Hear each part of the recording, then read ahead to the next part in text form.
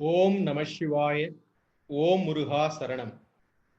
அன்பார்ந்த கொங்கு சொந்தங்களே, உலகெங்கிலும் பறந்து விரிந்து கிடக்கும் நம் சொந்தங்கள் பல நாடுகளில் இருந்தாலும் இன்று இந்த காணொளி காண ஓடோடி வந்திருக்கும் புகழ் போற்றும் நிலையில் இருந்தாலும் நம் புகழ் மாறாது, கொங்கு புகழ் செழிக்க வேண்டும் என்று எல்லையில்லா ஆனந்தத்துடன் இன்று ஒரு குடும்பமாக நம்முடன் இந்த மாலை வேளையில் குழுமியிருக்கும் அனைத்து உலக கொங்கு சொந்தங்களையும் வருக வருக என்று வரவேற்று கேபிஎன் குளோபல் சார்பாக இரு கரம் கூப்பி இந்த காணொளிக்கு மனமாற வரவேற்கின்றேன்.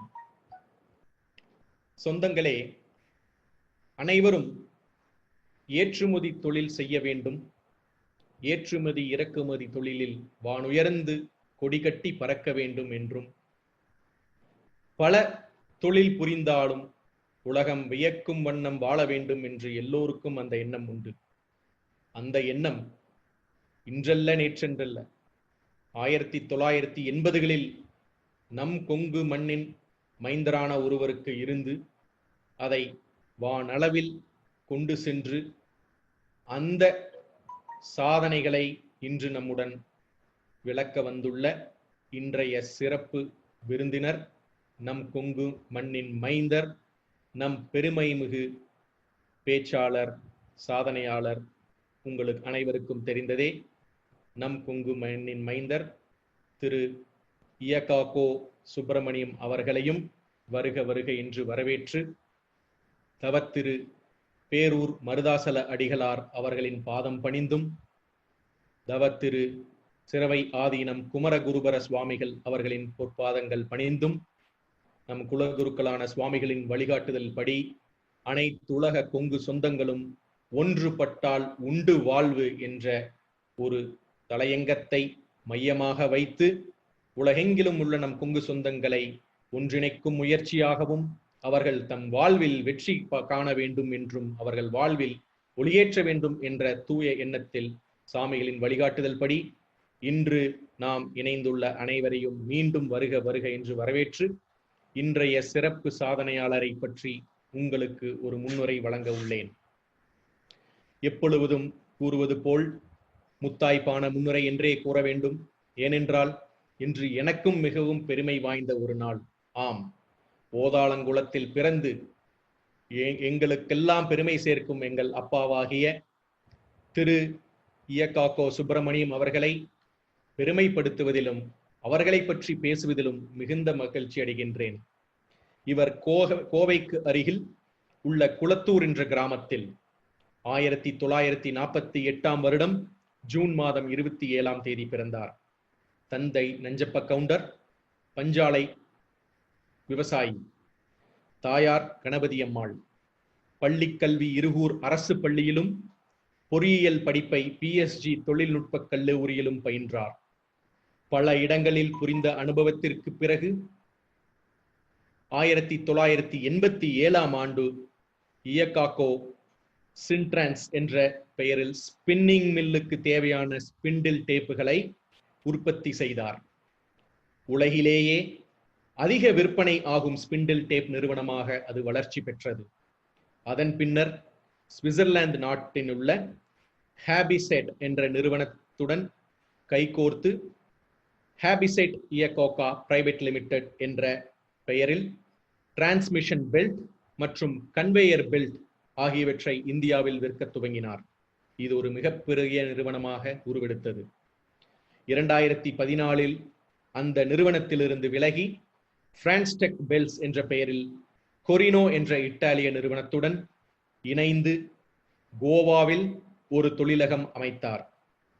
சகோதரன் என்ற பெயரில் ஸ்பிண்டில் டேப் தயாரிக்கும் புதிய நிறுவனம் ஒன்றை கோவையில் 2016ஆம் வருடம் முதல் ஆரம்பித்து வெற்றிகரமாக நடத்தி கொண்டு வருகிறார். கவிதை, கதை, முக்கியமாக நடனம் மற்றும் சுய முன்னேற்றம் சம்பந்தப்பட்ட 10 நூல்களை எழுதியுள்ளார். இதில் இன்னொரு யுகசந்தி என்ற புத்தகத்திற்கு இலக்கிய சிந்தனை என்ற அமைப்பின் விருது கிடைத்தது. பல தொழில் அமைப்புகளிலும் ஆலோசகராகவும், பொறியியல் கல்லூரிகளில் ஆலோசகராகவும் அங்கத்தினராகவும் உள்ளார். கோவை நன்னெறி கழகத்தின் தலைவராகவும் உள்ளார். பல நாடுகளை சுற்றி வந்த உலகம் சுற்றும் வாலிபனாக அனுபவங்களையும் பாரத பாரம்பரியத்தின் பெருமைகளையும் பல மேடைகளில் சொற்பொழிவு ஆற்றுவதையும் பெருமையாக கருதுகின்ற நம் இன்றைய சிறப்பு பேச்சாளர் தமிழையும் தாய் திரு நாட்டையும் தன் இரு கண்களாக நேசிக்கின்றார். இது மட்டுமல்ல சொந்தங்களே, நம் கவி பேரரசு வைரமுத்து இவரை பற்றி பெருமை மிக ஒரு சிற்று கவிதை நிகழ்த்தியுள்ளார். கொங்கு மண்ணின் கடைக்கோடி கிராமம் ஒன்றில் எளிய விவசாய குடும்பத்தில் விளைந்த இந்த உழைப்பாளி உலகம் வலம் வரும் தொழிலதிபராகவும் உணர்வு மிக்க படைப்பாளியாகவும் உருவாகி நிற்பது கண்டு உள்ளம் மகிழ்கிறேன். செந்தமிழ் சொல்லாமை, நிர்வாக வல்லாண்மை இரண்டையும் இரு கண்களாய் கருதும் இயக்காக்கோ சுப்பிரமணியம் இளைய தலைமுறை மனம் கொள்ளத்தக்க முன்னுதாரணம் என்று நம் கவி பேரரசு வைரமுத்து வழிகளிலும் கவிஞர் சிற்பி பாலசுப்பிரமணியம் அவர்களின் வரிகளில் சரளமான சொல்வளம், யாப்புக்குள் சித்து விளையாட்டு நிகழ்த்தும் லாவகம், கருணை கசியும் நெஞ்சம், நேசம் கொஞ்சும் நினைவுகள் எல்லாமாய் சேர்த்து இயக்காக்கோ சுப்பிரமணியத்தின் கவிதைகளுக்கு தனி தன்மையும் தனித்துவமும் தருகின்றன என்று கவிஞர் சிற்பி பாலசுப்பிரமணியம் புகழ்ந்துரைத்துள்ளார். மேற்கொண்டு நேரத்தை வீணடிக்க விரும்பவில்லை கொங்கு சொந்தங்களே. இன்று நம்முடன் உரையாட வந்துள்ள நம் கொங்கு மண்ணின் மைந்தர் ஓதாளங்குள செல்வன் எங்களுக்கெல்லாம் பெருமை சேர்க்கும் எங்களின் வழிகாட்டி, கொங்கு சொந்தங்களின் முன்னோடியாக அனைவருக்கும் உள்ள நமது சிறப்பு விருந்தினரை சிறப்புரையாற்ற அன்பாக அழைக்கின்றேன். வணக்கம். உலகத் தொழில் அனைத்தும் உவந்து செய்வோம், உலகம் வியக்கும் வண்ணம் இணைந்து செய்வோம் என்ற ஒரு அற்புதமான சொல்லாற்றலோடு இந்த நிகழ்வில் தொடர்ந்து உரையாற்ற வந்திருக்கும் கொங்கு சொந்தங்களுக்கு எனது இனிய மாலை வணக்கம். கொங்கு செழித்தால் எங்கும் செழிக்கும் என்று சாதாரணமாக அனைவரும் சொல்லிவிட்டு செல்வார்கள். இன்று கொரோனா வந்திருக்கக்கூடிய சூழ்நிலையில் கொங்கு நிச்சயம் செழிக்கும்.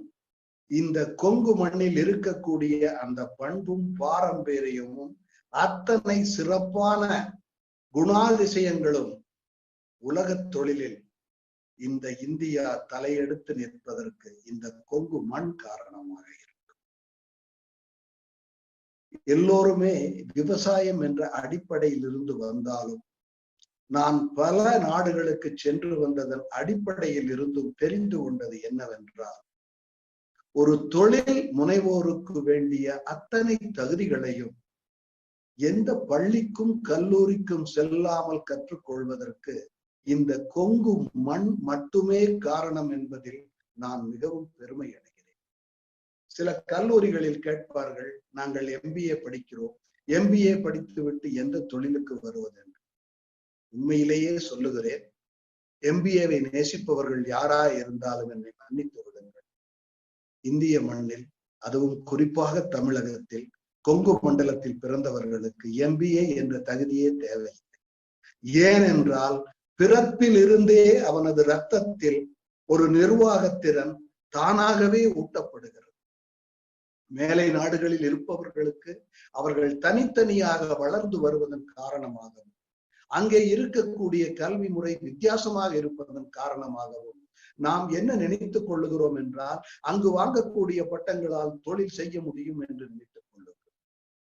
கடந்த காலத்தை நினைத்து பாருங்கள். உலகத்திலேயே ஆரம்ப நிலையில் இருந்த போது அத்தனை பேரும் இந்த பாரத நாட்டை தேடித்தான் ஓடி வந்தார்கள். இந்த கொங்கு மண்டலத்தில் தான் ரோம, யவன, கிரேக்க நாடுகளுடன் நாம் தொழில் தொடர்பு கொண்டிருந்தது இன்றும் நிரூபணமாகி கொண்டிருக்கிறது. எத்தனையோ ஆவணங்கள் அகழ் ஆராய்வாட்சியில் கிடைத்துள்ளன. இன்று வெள்ளையர்கள் வந்த பின்னால் அவர்கள் நம்முடைய கல்வி முறையை முற்றிலுமாக மாற்றி நாம் தொழில் செய்வதற்கு இல்லாத வண்ணம் சட்டங்களை இயற்றினார்கள். ஒரு 50 ஆண்டுகள் சுதந்திரம் அடைவதற்கு முன்னோக்கி சென்று பார்த்தால் எந்த தொழிலையும் இந்தியர்கள் செய்ய முடியாத அளவுக்கு சட்டங்களையும் அதற்குண்டான அமைப்புகளையும் ஏற்படுத்தி ஒருவன் நல்லபடியாக தொழில் செய்ய முடியும் என்றால் அவன் வெள்ளையனாகத்தான் இருக்க வேண்டும். அதையும் மீறி பாரதத்தில் டாடா பிர்லா போன்றவர்கள் வந்து தொழில் செய்தாலும் வரி விதிப்பு சட்டங்களும் தொடர்ந்த அரசாங்கத்தின் துயரங்களின் துன்பங்களும் அவர்களுக்கு கொடுத்து கொண்டே பல தடைகளை ஏற்படுத்தினார். சுதந்திரத்திற்கு பின்னால் துரதிருஷ்டமாக நமது அரசியல்வாதிகள் யாருமே ஒரு தொழில் முன்னேறுவதற்கு தேவையானது என்னவென்று தெரியவில்லை. ஆனால் அரசாங்கம் உதவி செய்து கொண்டே இருக்கிறது. எந்த அளவுக்கு உதவி செய்கிறதோ அந்த அளவுக்கு உபத்திரவங்களும் இந்த இந்தியாவில் இருந்து கொண்டே இருக்கின்றன. வெளிநாடுகளில் ஒரு தொழிலதிபருக்கும் தொழில் முனைவோருக்கும் கிடைக்கக்கூடிய மதிப்பும் மரியாதையும் இந்தியாவில் இருக்கிறதா என்றால் இன்று கொரோனா இருக்கக்கூடிய இந்த சூழ்நிலையில் கூட இல்லை. ஆயினும் இதையும் மீறி உலகத்திலேயே தனது திறமையால் வென்றவர்கள் யார் என்று பார்த்தால் இந்தியர்கள் தான். குறிப்பாக கொங்கு மண்ணில் இருந்து வந்தவர்களுடைய சாதனைகளை நீங்கள் பட்டியலிட்டால் வரும் தலைமுறைக்கு அது மிகப்பெரிய ஒரு எடுத்துக்காட்டாக.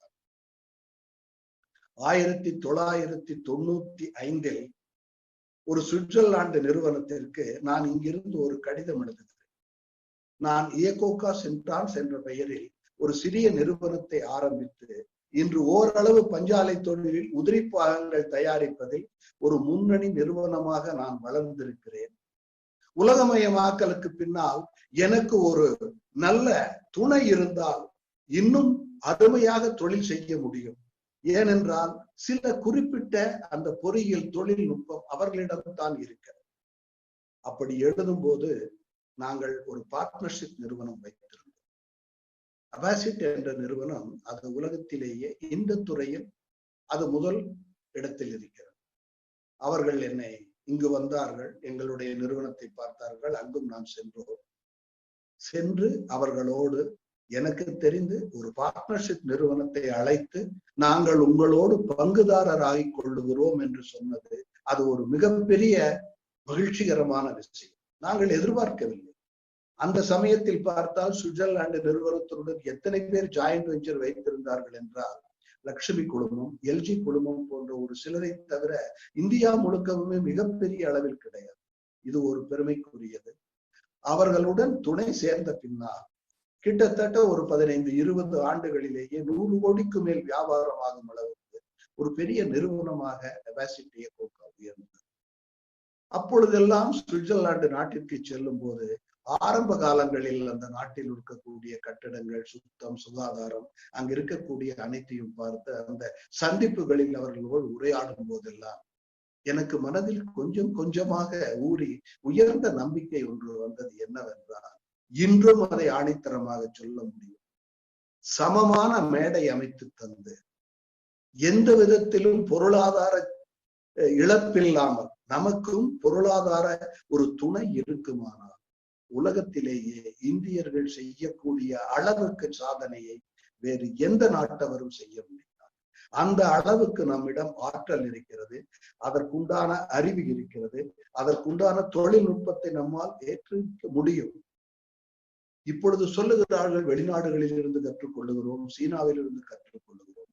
நமது அரசியல் அமைப்பும் இங்கு இருக்கக்கூடிய வரி விதிப்பு சட்டங்களும் இங்கு இருக்கக்கூடிய கட்டுப்பாடுகளும் ஏகப்பட்ட அரசியல் கட்சிகள் இந்த தொழில்களை வளரவிட கூடாது என்பதற்காக இயங்கி வரும் சில நிறுவனங்கள் ஒரு கட்டமைப்பு கட்டு வெளிநாட்டையே முன்னுதாரணமாக எடுத்துக்கொண்டிருக்கும் சில தொழிற்சங்கங்களை வைத்து இயங்கக்கூடிய கட்சிகளை எல்லாம் எடுத்துக்கொண்டால் இந்த நாட்டை எந்த நிலையிலும் முன்னுக்கு வரக்கூடாது என்று நமக்கு பின்னால் ஒரு மிகப்பெரிய சதி நடப்பதாகவே தெரியும்.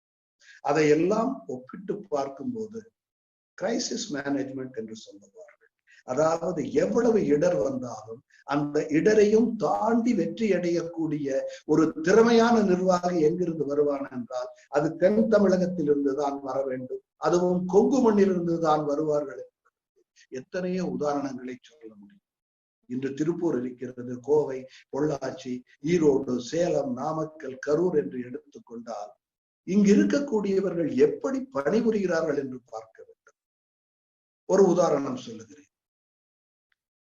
தீபாவளி என்று காலையில் எனக்கு ஒரு தொலைபேசி வருகிறது, ஒரு பஞ்சாலை அதிபரிடமிருந்து. சுப்பிரமணியம், இன்று நாங்கள் தொழில் செய்து கொண்டிருக்கிறோம், நிறுத்தவில்லை. ஏனென்றால் எனக்கு வெளிநாட்டிற்கு அனுப்ப வேண்டிய ஒரு கட்டாயத்தில் தீபாவளி என்றும் நாங்கள் பணியாற்றுகிறோம். எங்களுக்கு உடனடியாக அந்த டேப்புகள் தேவை, இதை ஒட்டி கொடுப்பதற்கு ஆள் அனுப்ப முடியுமா? தீபாவளி தான், ஆனாலும் வாடிக்கையாளர் அல்லவா, தொழிலுக்கு செய்ய வேண்டும் என்பதற்காக தீபாவளி என்றும் எங்களுடைய தொழிலாளர்களை அழைத்து அவர்களுக்கு தேவையானதை தயார் செய்து எடுத்துக்கொண்டு சென்று நாங்கள் அந்த பஞ்சாலையின் அந்த இயந்திரத்தை இயக்கி மிகவும் மகிழ்ச்சியோடு வந்தோம். உலகத்தில் எந்த மூலையிலும் இப்படி விடுமுறை நாள் என்று அழைத்து ஒரு வாடிக்கையாளருக்கு செய்ய வேண்டும் என்றால் எத்தனை பேர் செய்வார்கள் என்று தெரியாது. ஏன் இந்த எண்ணம் இருக்கிறது என்று கேட்டால், இது இந்த கொங்கு மண்ணில் பிறந்த காரணத்தால் தான் வருகிறது. அதாவது ஒரு தொழில் முனைவோராக இருந்து நீங்கள் தொழிலை ஆரம்பித்து விட்டால் 24 மணி நேரமும் அந்த தொழிலை பற்றியே நினைத்து கொண்டிருக்கக்கூடிய ஒரு மனப்பான்மையை இந்த மண் உருவாக்கி தந்திருக்கு. அதன் காரணமாகத்தான் இங்கு தொழில் துவங்குவர்கள் அத்தனை பேருமே எத்தனை இடர் வந்த போதும் அவர்கள் வெற்றி பாதையில் செல்வதற்கு முடிகிறது. இங்கு இருக்கக்கூடிய சூழ்நிலைகளை நீங்கள் நினைத்து பாருங்கள். இந்த கொங்கு மண்ணில் மிகப்பெரிய வசதிகளை எந்த அரசாங்கமும் ஏற்படுத்தி தருவது, ஒவ்வொரு முறையும் போராடி கொண்டிருக்கிறோம்.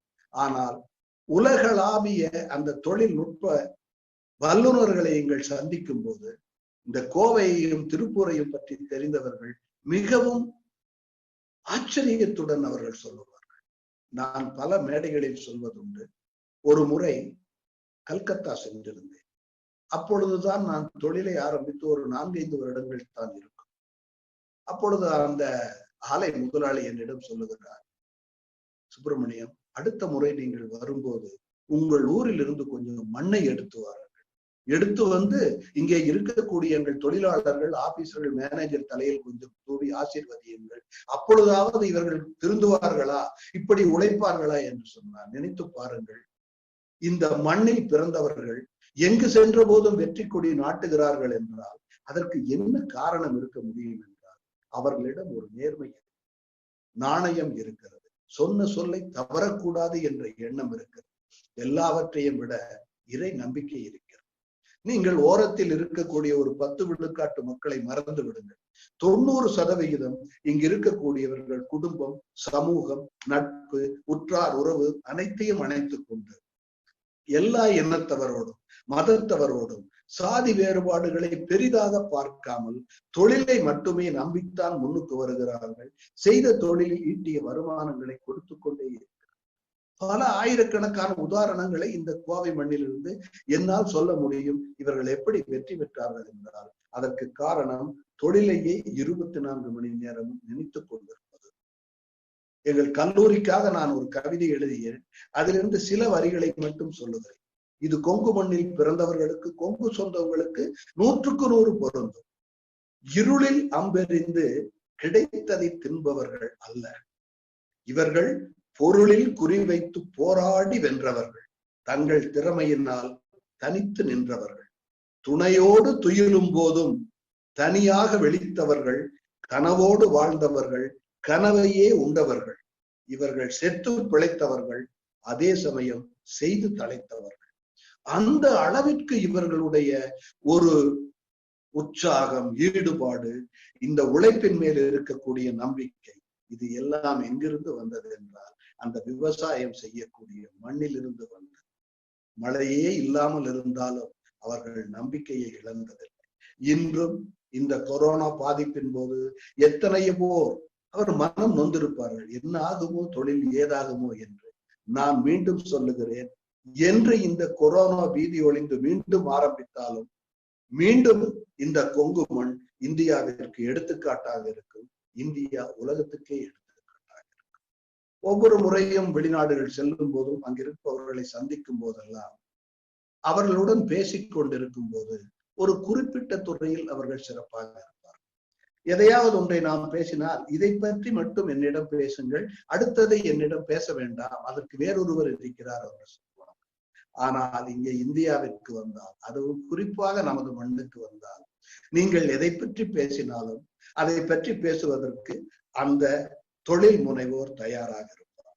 நீங்கள் பொருளாதாரம் பேச வேண்டுமா, தொழில்நுட்பம் பேச வேண்டுமா, உழைப்பாளர்களோடு HR என்று சொல்லுவார்கள், இப்பொழுதெல்லாம் அதுதான் பெரிதாக பேசப்படுகிறது, அந்த உறவு முறையை பற்றி சொல்ல வேண்டுமா, அரசியல் பேச வேண்டுமா, அத்தனையும் பேசுவார்கள். ஆன்மீகத்தையும் கட்டி காத்து கொண்டிருக்கக்கூடிய இந்த மண் தான் உலகத்திற்கே எடுத்துக்காட்டாக இருக்கிறது. ஒரு முறை ஜப்பானில் இருந்து இந்த நிறுவனத்தை சார்ந்த ஒரு மேனேஜர் ஒரு விருந்தாளி போல் ஒரு 2 நாள் தங்குவதற்காக கோவைக்கு வந்திருந்தார். அப்போது அவரை அழைத்து சென்று எங்களுடைய தொழிலகத்தை சுற்றி காட்டிவிட்டு வந்தோம். அந்த சமயத்தில் அவர் சொன்னார், சுப்பிரமணியன், இங்க இருக்கும் பெண்களும் ஆண்களும் அவர்கள் வேலை செய்யும் போது கைவண்ணத்தை பார்த்தேன், மிகவும் அற்புதமாக இருக்கிறது. இங்கிருந்து ஒரு 4 பேரை நீங்கள் ஜப்பானுக்கு அனுப்பி வைக்க முடியுமா? அப்பொழுது ஜப்பானில் இருக்கக்கூடிய சூழ்நிலை என்னவென்றால், ஒரு தொழிலாளிகளை எல்லாம் அந்த நாட்டில் ஏற்றுக்கொள்ள மாட்டார். அவர் சென்று ஒரு பரிமாறுதல் அடிப்படையில், எக்ஸ்சேஞ்ச் ஆஃப் லேபர் என்ற அடிப்படையில் அவர் ஒரு அனுமதி பெற்று 4 சிறு பையன்கள் என்றால் கிட்டத்தட்ட 8வதிலிருந்து 10வது வரை படித்தவர்கள், தமிழை தவிர வேறு எதுவும் தெரியாது. ஒரு 3 மாதம் அவர்களுக்கு ஆங்கிலம் பயிற்றுவித்து அவர்களையும் அழைத்துக் கொண்டு நான் ஜப்பான் சென்றேன். அந்த நிறுவனத்தில் அவர்களை விட்டு வரும்போது மனதிற்குள் ஒரு சிறு கலக்கம், எப்படி இவர்கள் இதை சமாளிக்க போகிறார். 6 மாதம் கழித்து மீண்டும் சென்று உள்ளே சுற்றி வரும்போது அந்த மேனேஜர் பெருமையுடன் சொல்லுகிறார், நீங்கள் அனுப்பிய 4 பேருடைய உற்பத்தி திறன் ஒரு சாதாரண ஜப்பானிய தொழிலாளியை விடவும் 25% அதிகமாக இருக்கிறது. அது மட்டுமல்ல, இவர்கள் வந்து இவர்களிடமிருந்து எங்கள் தொழிலாளர்கள் ஏதாவது ஆங்கிலம் கற்றுக்கொள்வார்கள் என்று பார்த்தால், உங்கள் தொழிலாளிகள் அத்தனை பேரும் 6 மாதத்தில் ஜப்பான் மொழியை பேச கற்றுக்கொண்டு விட்டார்கள் என்று பெருமையுடன் சொன்னார். அது மட்டுமல்லாது அந்த 4 பேரும் ஒரே அறையில் இருந்தார்கள். அங்கு அவர்களுக்கு குளிர்காலத்தில் கூட அந்த உஷ்ணம் ஊட்டுவதற்காக வைத்திருக்கும் அத்தனையும் வைத்துக் கொண்டு, அவர்களே சமைத்துக் கொண்டு, அவர்களே முடிவெட்டி கொண்டு, கொரோனா காலத்துல இப்பதான் நம்ம வீட்டுல நடக்குது, நம்ம குழந்தைக்கு நாம முடி வெட்டுறோம், அங்க அவர்களே வெட்டி கொண்டு அத்தனையும் சமாளித்து இங்கு வீட்டுக்கும் பணம் அனுப்பி கொண்டிருந்தார். ஒரு 16 பேரை 4 ஆண்டு காலம் இங்கிருந்து நாங்கள் மாற்றி மாற்றி அனுப்பி கொடுத்தோம். இறுதியாக வந்த ஒரு 8வது படித்த பையன் சொல்லுகிறார், அண்ணா, ஒரு ஜப்பானிய நிறுவனத்திற்கு சென்ற போது அங்கே எழுதி வைத்திருந்தார்கள், ஜப்பானியர்களால் முடியாது என்றால் யாராலும் முடியாது என்று. நாம் நமது நிறுவனத்தில் எழுதி வைப்போம், இந்தியர்களால் முடியாது என்றால் இறைவனாலும் முடியாது. இந்த நம்பிக்கை அந்த ஜப்பான் நாட்டில் இருந்த அந்த பையனுக்கு வந்திருக்கிறது என்றால், இங்கு இருக்கக்கூடிய நாம் ஏன் நமது தன்னம்பிக்கையை குறைத்துக் கொண்டு வெறும் பணம் தான் வாழ்க்கையின் வெற்றி என்று நினைத்துக் கொண்டிருக்க வேண்டிய அவசியமே. பணம், லாபம் எல்லாம் ஒரு பை ப்ராடக்ட். தொழிலில் நாம் எவ்வளவு விரிவாக்கம் செய்ய வேண்டுமோ அந்த அளவு செய்வதுதான் வாழ்க்கை என்று சில பேர் எண்ணிக்கொண்டு தவறாக உழைத்துக் கொண்டிருக்கிறார். தேவையில்லை. செய்யக்கூடிய தொழிலை அகலப்படுத்தி செய்வதை விட ஆழப்படுத்தி செய்வது சிறந்தது. எங்கே நமது வெற்றி இருக்கிறது? தொழிலில், சந்தையில் நம்முடைய பிராண்ட் மிக உயர்வாக இருக்கிறது என்றோ அல்லது பங்கு சந்தையில் நாம் உயர்வாக இருக்கிறோம் என்று நினைப்பதிலே இல்லவே இல்லை. நம்மிடம் பணிபுரியும் தொழிலாளர்கள் மகிழ்ச்சியாக இருந்தால் அது வெற்றிகரமான நிறுவனம். நமக்கு பொருளை வழங்கக்கூடிய சப்ளையர்கள், raw material suppliers, machinery suppliers, accessory suppliers, இவர்கள் மகிழ்வோடு நம்முடன் பொருளாதார தொடர்பிலும் தொழில் தொடர்பிலும் இருந்தால் நாம் வெற்றி பெற்றவர்கள். நம்மிடம் நமது பொருளை வாங்கக்கூடிய வாடிக்கையாளர்கள், அவர்கள் நமது நிறுவனத்தின் பெயரை சொன்னாலுமே ஆஹா நல்ல நிறுவனம் என்று சொல்லும் போது நமக்கு கிடைக்கக்கூடிய அந்த மகிழ்ச்சி இருக்கிறது அல்லவா, அது நாம் வெற்றி பெற்றவர்கள். இவற்றை எல்லாவற்றையும் விட நம் குடும்பத்தில் இருப்பவர்கள், நம்முடைய பங்குதாரர்கள், சேர்ந்தவர்கள் அத்தனை பேருமே நாம் பாடுபட்டு இந்த வெற்றிகரமாக செய்வதென்பது ஒரு தனி மனிதனின் முயற்சி அல்ல, இது கூட்டு முயற்சி என்று அத்தனை பேருக்கும் நமது வெற்றியும் சந்தோஷத்தையும் மகிழ்ச்சியையும் பகிர்ந்து கொடுக்கிறோம் அல்லவா, அதுதான் உண்மையான வெற்றி. நீங்கள் நினைத்து பாருங்கள், இந்த மண்ணில் இருக்கக்கூடிய எத்தனை தொழிலதிபர்கள் பெயர் வெளியே தெரியும். நாம் யாரை ஹீரோ என்று நினைக்கிறோம் என்றால் சினிமாவில் நடிக்கிறோம் நினைக்கிறோம், இந்த விளையாட்டுல இருக்கிறவங்க நினைக்கிறேன். அவர்கள் எல்லாம் ஸ்பெஷல், தனிப்பட்டவர்கள், தனித்துவமான ஒரு திறமையோ ஆண்டவனர்களோ கவிஞனாக நடிகனாக அவர்கள் வந்து விடுகிறார்கள். ஆனால் ஒரு சிறந்த தொழில் முனைவோராக ஆக வேண்டும் என்றார், அதற்கு இந்த மாதிரி எல்லாம் வர முடியாது. அதில் இருக்கக்கூடிய மகிழ்ச்சியும் சந்தோஷம், இதனுடைய அடிப்படை காரணமும் எங்கிருந்து வருகிறது என்றால் அது இயற்கையிலேயே உள்ளுணர்வில் இருக்க வேண்டும். இன்று கூட நம்முடைய இளம் தலைமுறையினர் வெளிநாடுகளில் சென்று படித்து வந்து இங்கு இருக்கக்கூடிய நிர்வாகம் அதையெல்லாம் பார்த்துவிட்டு இதை இப்படி மாற்ற வேண்டும், அதை அப்படி மாற்ற வேண்டும் என்று சொல்லும் போது இதற்கு அத்திவாரமாக இருந்து ஆழங்கால் பட்ட அவருடைய தந்தையோ அல்லது தாத்தாவோ அப்படி செய்யக்கூடாது இப்படி என்று சொல்லும் போது அந்த இரண்டாம் தலைமுறைக்கோ மூன்றாம் தலைமுறைக்கோ கொஞ்சம் கோபமும் வரும், தயக்கமும் வரும். நான் வெளிநாடு சென்று படித்து வந்திருக்கிறேன், என்னால் இவர்கள் சொன்னால் கேட்டுக்கொள்ள முடியவில்லையே என்போது இவர்கள் கடந்து வந்த பாதையையும் கவனித்து பார்க்க வேண்டும். இந்தியாவில் வியாபாரம் செய்வது என்பது அவ்வளவு எளிதானது. ஒரு இந்தியாவில் தொழில் செய்து ஒருவன் வெற்றி பெற்று விட்டால் உலகத்தில் எங்கு சென்று அவனால் கொடிகட்டி வெற்றி கொடிகட்டி அவனால் சாதனை செய்ய முடியும். ஆனால் யார் வெளிநாட்டில் இருந்து வந்தாலும் இங்கு தொழிலில் வெற்றி பெற வேண்டும் என்றால் ஒரு இந்தியன் துணை இருந்தால் மட்டுமே வெற்றி பெற முடியும். இது பல முறை நிரூபணமாகி இங்கு இருக்கக்கூடிய சூழ்நிலை கிட்டத்தட்ட இது துருப்பிடிக்கும் அளவுக்கு பழமையான ஒரு நாடு. இந்த நாட்டின் மண்ணை நீங்கள் தோன்றினால் இதற்கு கீழே நம்முடைய பாரம்பரியத்தில் கீழடி மட்டுமல்ல, எங்கு தோன்றினாலும் ஏதாவது ஒரு ஊரோ நாடோ இருந்தது. அந்த அளவுக்கு பழமையான காரணத்தால் இங்கு இருக்கக்கூடியவர்கள் மனதில் அடுத்தவர்களை பாராட்ட வேண்டும், அடுத்தவர்களுக்கு உதவி செய்ய வேண்டும், தொழில் என்று வரும்போது அனைவரும் இணைந்து நிற்க வேண்டும் என்ற ஒரு எண்ணம் இந்த மேலை நாட்டு படிப்பின் தாக்கத்தால் குறைவாக இருக்கிறது. மேலை நாட்டு படிப்பு வேண்டாம் என்று சொல்லவில்லை. மேலை நாட்டுக்கு செல்பவர்கள் அந்த நாட்டில் இருக்கக்கூடிய தொழில்நுட்பத்தை மட்டும் படித்தால் போதும். மற்றபடி சந்தைப்படுத்துவதோ அல்லது அதை சென்று தரத்தை உயர்த்தி விற்பதோ அது ஒன்றும் நம்மால் இயலாததல்ல. அரசு இன்னும் மேற்கொண்டும் உதவி செய்தார். இந்த கொரோனாவிற்கு பின் நிச்சயம் மேக் இன் இந்தியா மட்டுமல்ல, இந்தியா உலகத்திற்கே வழிகாட்டியான நாடாக திகழும் என்ற அளவிற்கு நம்பிக்கை இருக்கிறது. அந்த அளவுக்கு இன்றும் இருக்கக்கூடியவர்கள் சந்திக்கும் போதெல்லாம் தொழிலை பற்றியே சிந்தித்துக் கொண்டிருக்கிறார். இப்பொழுதும் தனிமைப்படுத்தி இருப்பவர்கள் ஆலையில் என்ன செய்யலாம், வேலைக்கு ஆள் எங்கிருந்து கொண்டு வரலாம், எப்படி கொண்டு வர வேண்டும், எப்போது தடை விலகும் என்றிருக்கிறது. வெளிநாடுகளில் இல்லை. இங்க இருக்கக்கூடிய ஊடகங்கள் சில குறிப்பிடுகின்ற செய்திகள் நம்மை ஒரு நேர்மறையின்றி எதிர்மறை வழிக்கு எடுத்து செல்லும் போது கூட இந்த மண்ணில் பிறந்தவர்கள் சுயமாக யாரை பற்றியும் நாம் கவலைப்பட வேண்டியதில்லை. நம் முன்னோர்கள் வகுத்த வழி. ஆத்திச்சூடியும் கொன்றை வேந்தனும் மூதுரையும் திருக்குறளும் சிலம்பும் சொல்லிக் கொண்டே போகலாம். அத்தனையும் படிக்க படிக்க அங்கிருந்து ஊறி வந்தும் அள்ள அள்ள குறையாத அந்த கருத்துக்கள் நமது ரத்தத்திலே நமது முன்னோர்களால் பாய்ச்சி வைக்கப்பட்டிருப்பதால் நம்மால் நிமிர்ந்து நிற்க முடியும், யாரையும் எதிர்கொள்ள முடியும் என்ற நம்பிக்கை. நம்மிடம் ஒரு தாழ்வு மனப்பான்மையை ஆரம்பத்திலேயே விதைத்து விடுகிறார். அதற்கு காரணம் இந்த ஆங்கில படி. தாய்மொழி கட்டாயம் தெரிய வேண்டும். தாய்மொழியை படிக்காமல் வெறும் ஆங்கிலத்தில் மட்டுமே நமது குழந்தைகளை படிக்க வைத்து அவர்களுக்கு இங்கு இருக்கக்கூடிய அந்த தொப்புள் கொடி உறவை மொழி இல்லாததன் காரணமாகவே நாம் வெட்டி விடுகிறோமோ என்று பயமாக இருக்கிறது. தொழிலில் வெற்றி பெறுவதற்கு மொழி முக்கியமே இல்லை.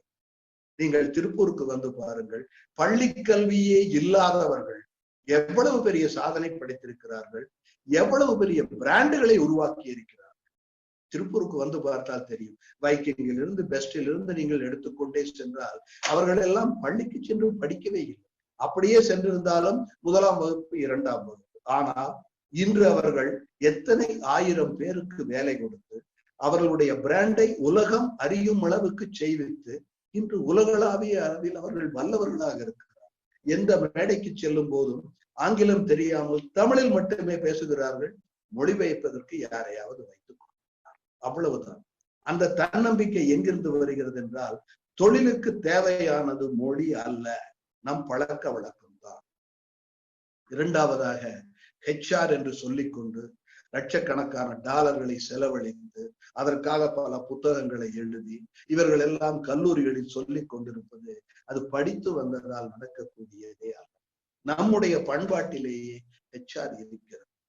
வீட்டிலே பெரியவர்கள் வந்தால் எப்படி அவர்களை வழிநடத்த வேண்டும், எப்படி அவர்கள் முன் எழுந்திருக்க வேண்டும். ஒரு உறவு முறை திருமணத்தின் போதும் இழப்பு வீடுகளிலும் குழந்தைகளை அழைத்து சென்று இங்கே எப்படி இருக்கிறது என்று அவர்கள் பார்த்து பார்த்து வளர்ந்ததனால் யாருக்கு மரியாதை கொடுக்க வேண்டும் எப்படி என்று ஆரம்பத்தில் இருந்தே அதை தெரிந்து வைத்திருப்பதால் நாம் தொழிலை ஆரம்பிக்கும் போது கூட நம்மை தேடி வருபவர்கள் யாராக இருந்தாலும் அவர்களை நாம் கைகூப்பி எழுந்து நின்று வரவேற்று அவர்களை அமர வைக்கும் அந்த பாங்கிலேயே அந்த பப்ளிக் ரிலேஷன்ஷிப் என்பது வந்துவிட்டது. பணம் தேவை, ஆனால் பணத்தை மட்டுமே குறியாக வைத்து தொழில் செய்பவர்கள் வெற்றி பெறுவதில்லை. எல்லா தொழிலுமே ஒரு எல்லை இருக்கிறது. ஒரு சிறு பெட்டிக்கடை வைத்திருக்கக்கூடிய ஒரு வியாபாரியின் எல்லை எவ்வளவு இருக்கும்? மாதத்திற்கு ஒரு 20,000, 30,000, 40,000 வியாபாரம். ஒரு மிகப்பெரிய நிறுவனம், டாடா நிறுவனத்தையே எடுத்துக் கொள்ளுங்கள், 1000 கோடி, லட்சம் கோடிகளில் செய்யலாம். அந்த பெட்டிக்கடை வைத்திருக்கும் வெற்றிக்கும் இந்த டாடா நிறுவனத்தின் வெற்றிக்கும் எந்த அளவுகளும் வித்தியாசமே கிடையாது. அதுவும் வெற்றிதான், இதுவும் வெற்றிதான். இன்னும் சொல்ல போனால் அமெரிக்க அதிபர் ட்ரம்ப் அமெரிக்காவுக்கு எந்த அளவு முக்கியமோ எங்களுடைய உள்ளூர் பஞ்சாயத்து தலைவர் எங்களுக்கு அந்த அளவு முக்கியம். 2 பேரின் பணியிலும் வேறுபாடே கிடையாது. இவர் அப்படியாக வேண்டும் என்று ஆசைப்பட வேண்டியதில்லை. அங்கிருக்கும் ட்ரம்ப் எங்களூர் பஞ்சாயத்து தலைவராக ஆசைப்பட்டாலும் முடியாது. ஒரே காரணம் தான். பிரதம மந்திரியாக ஆசைப்பட்டாலும் முடியாது. பிரதம மந்திரி எங்கள் ஊருக்கு வர வேண்டும் என்றால் எங்கள் ஊர் பஞ்சாயத்து தலைவரிடம் அனுமதி பெற்று அவரையும் அழைத்துக் கொண்டுதான் வரும். எனவே இந்த படைப்பின் அதிசயங்களில் நாம் செய்யக்கூடிய பணிகளின் அளவுகோல்களை வைத்துக் கொண்டு நம் திறமையை தாழ்த்தியோ உயர்த்தியோ பேச வேண்டிய அவசியம்.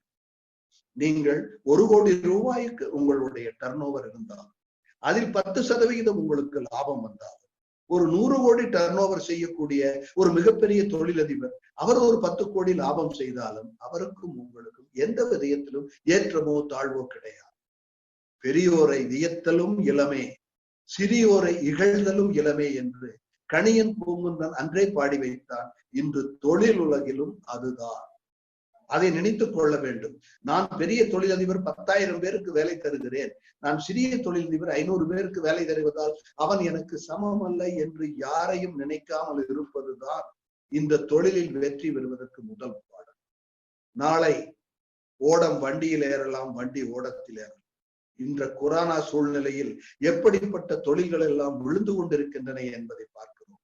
எப்படி இருந்தவர்கள் எப்படி தலைக்கப் போகிறார்கள் என்று எதிர்பார்ப்பையும் பார்க்கிறோம். உலக தொழில் அனைத்தையும் செய்யக்கூடிய திறமை நம்மிடம் இருக்கிறது. இன்றைய சூழ்நிலையில் சீனா செய்த மிகப்பெரிய தவறு, இன்று சீனாவை நம்பி பல நாடுகள் தங்களுடைய நாட்டின் உற்பத்தியை குறைத்துக் கொண்டு குறைந்த விலையில் கிடைக்கின்றன என்று அங்கிருந்து வாங்கிக் கொண்டே இருக்கிறார்கள். ஆனால் ஒரு ஆணவத்தின் காரணமாகவோ அல்லது என்ன காரணம் என்று தெரியவில்லை, அப்படிப்பட்ட பொருளாதாரம் தொழிலில் வளர்ந்து வந்த ஒரு தேசம் இன்று உலகமே கசந்து போகும் வண்ணம் ஒரு எதிரிகளாக ஆக்கிவிட்டதால் இன்று இந்த பாரத நாட்டிற்கு பலவற்றை நாமே உருவாக்க வேண்டிய ஒரு சூழல் வந்திருக்கிறது. நிச்சயம் இது நமக்கு கிடைத்திருக்கக்கூடிய பெரிய வாய்ப்பு. எனக்கு தெரிந்து நான் படித்தவரை, கற்ற அறிஞர்களிடம் தெரிந்தவரை, உலகிலேயே இந்த பாரத நாடு ஒன்றுதான் மண்ணாசை பிடித்து வேறு எந்த நாட்டுக்கும் சென்று அவர்கள் இடத்தை பிடித்ததோ இடத்தை பிடுங்கியதோ இல்லை. நம்முடைய கலாச்சாரத்தையும் பண்பையும் ஏற்றுமதி தான் செய்து கொண்டிருக்கிறோம். வரக்கூடிய காலங்கள் நமக்கு அற்புதமாகவே அமைந்திருப்பதால் நிச்சயம் அதிலும் நாம் வெல்வோம். இன்று பஞ்சாலை தொழிலை எடுத்துக்கொண்டால் உலகத்தில் எந்த பஞ்சாலைக்கு வேண்டுமானாலும் செல்லுங்கள், அங்கு ஏதாவது ஒரு நமது கொங்கு மண்ணை சேர்ந்த ஒருவர் உயர்ந்த பதவி. காரணம் என்னவென்றால் இந்த தொழிலின் அத்தனை கூறுகளிலுமே அவர்கள் அத்துபடியாக இருக்கிறார். எந்த வெளிநாட்டவர்களும் மிகப்பெரிய இயந்திர உற்பத்தி செய்யக்கூடிய சுவிட்சர்லாந்து நிறுவனம் கூட இங்கே இந்தியா வரும்போது நம்முடைய தொழில் அமைப்பையும் தொழில் பொறியாளர்களுடைய திறமையையும் பார்த்து அதை அத்தனை பேர்த்தையும் இங்கிருந்து எடுத்து சென்று அவர்கள் அமர்த்தி கொள்ளுகிறார். அந்த நாட்டில் இருக்கக்கூடிய பாசம் பண்பு வேறு, ஆனால் தொழில் திறமை என்று வந்தால் நம்மளுடைய திறமையே வேறு. பல காரணங்களால் நம்மை வளர ஒட்டாமல் தடுக்கும் பல சட்டங்கள், என்ஜிஓக்கள் என்ற பெயரில் எல்லாம் நிறைய கொண்டு வந்து நம்மை வளர விடாமல் அவர்கள் முயற்சி செய்து கொண்டே இருக்கிறார்கள். ஆனால் இது புண்ணிய பூமி, இறையருள் இருந்து கொண்டே இருக்கும். இத்தனையும் மீறி நாம் செயலாற்றி கொண்டிருக்கிறோம். இன்னொன்று, புள்ளி விவரம் என்ற பெயரிலே பலவற்றை நாம் பார்க்கிறோம். சாதாரணமா வெளிநாட்டு தொடர்பு இருந்து அடிக்கடி மீட்டிங் போட்டுக்கிட்டே இருப்பாங்க. என்னைக்கு கேளுங்க மீட்டிங். எப்பொழுது வாடிக்கையாளரின் அழைப்பு வரும்போது கூட நான் மீட்டிங்கில் இருக்கிறேன் என்று சொல்பவர்களை கேட்டு இருக்கிறேன். ஆனால் இந்த கொங்கு மண்ணில் பாருங்கள், யாருடைய மேஜை சுத்தமாக இருக்கிறது என்று பார்த்தால் கோயம்புத்தூர்காரங்க மேஜை தான் சுத்தமாக இருக்கு. இந்த கொங்கு மண், அதுல என்ன பெருமை என்றால் அன்றைய பிரச்சனைகளை அன்றே தீர்த்துவிடும்.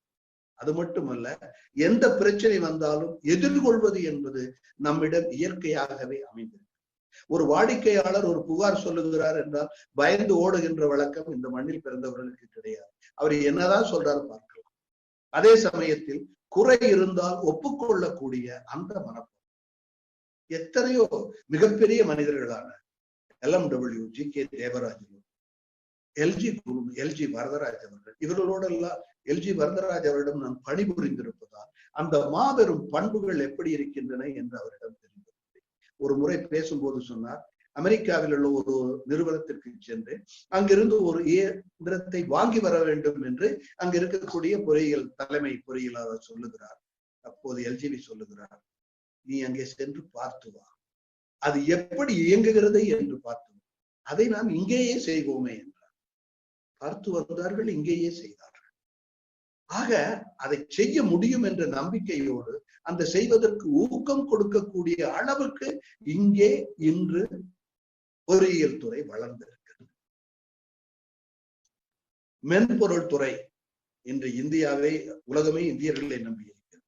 அதே சமயத்தில் சிலவற்றை நாம் செய்யும் போது இங்க இருக்கக்கூடிய தொழிலாளர் ஊதியம், அரசினுடைய சில காரணங்களால் இருக்கக்கூடிய வரி அமைப்புகள் காரணமாக நமது பொருளின் விலை சைனாவில் இருந்து இறக்குமதி ஆவதை விட, இந்தோனேஷியாவில் இருந்து இருப்பதை விட உலக சந்தையில் கூட அதிகமாக இருக்கு.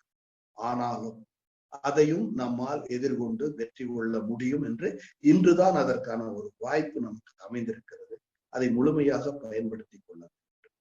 அடுத்ததாக இளைய தலைமுறைக்கு ஒன்று சொல்லிக் கொள்ள வேண்டும். இளைய தலைமுறைகள் தன்னுடைய தந்தையோ தாத்தாவோ செய்து வந்த தொழிலின் தொடர்பில் வெற்றி பெற்றிருப்பதால் சில அடிப்படை பண்புகளை அவர்கள் தேவையற்றது என்று நினைக்கிறார்கள். அதை மாற்றிக்கொள்ள வேண்டும். உதாரணமாக சில பேர் நான் பார்த்திருக்கிறேன், நாங்கள் சிஸ்டம் வைத்திருக்கிறோம், அந்த சிஸ்டத்திற்கு தகுந்தபடிதான் செயல்பட வேண்டும் என்று இவர்களாக ஒரு சிஸ்டத்தை வெளிநாட்டில் இருந்து படித்து வந்ததை வைத்து ஏற்றுக்கொள்வார்.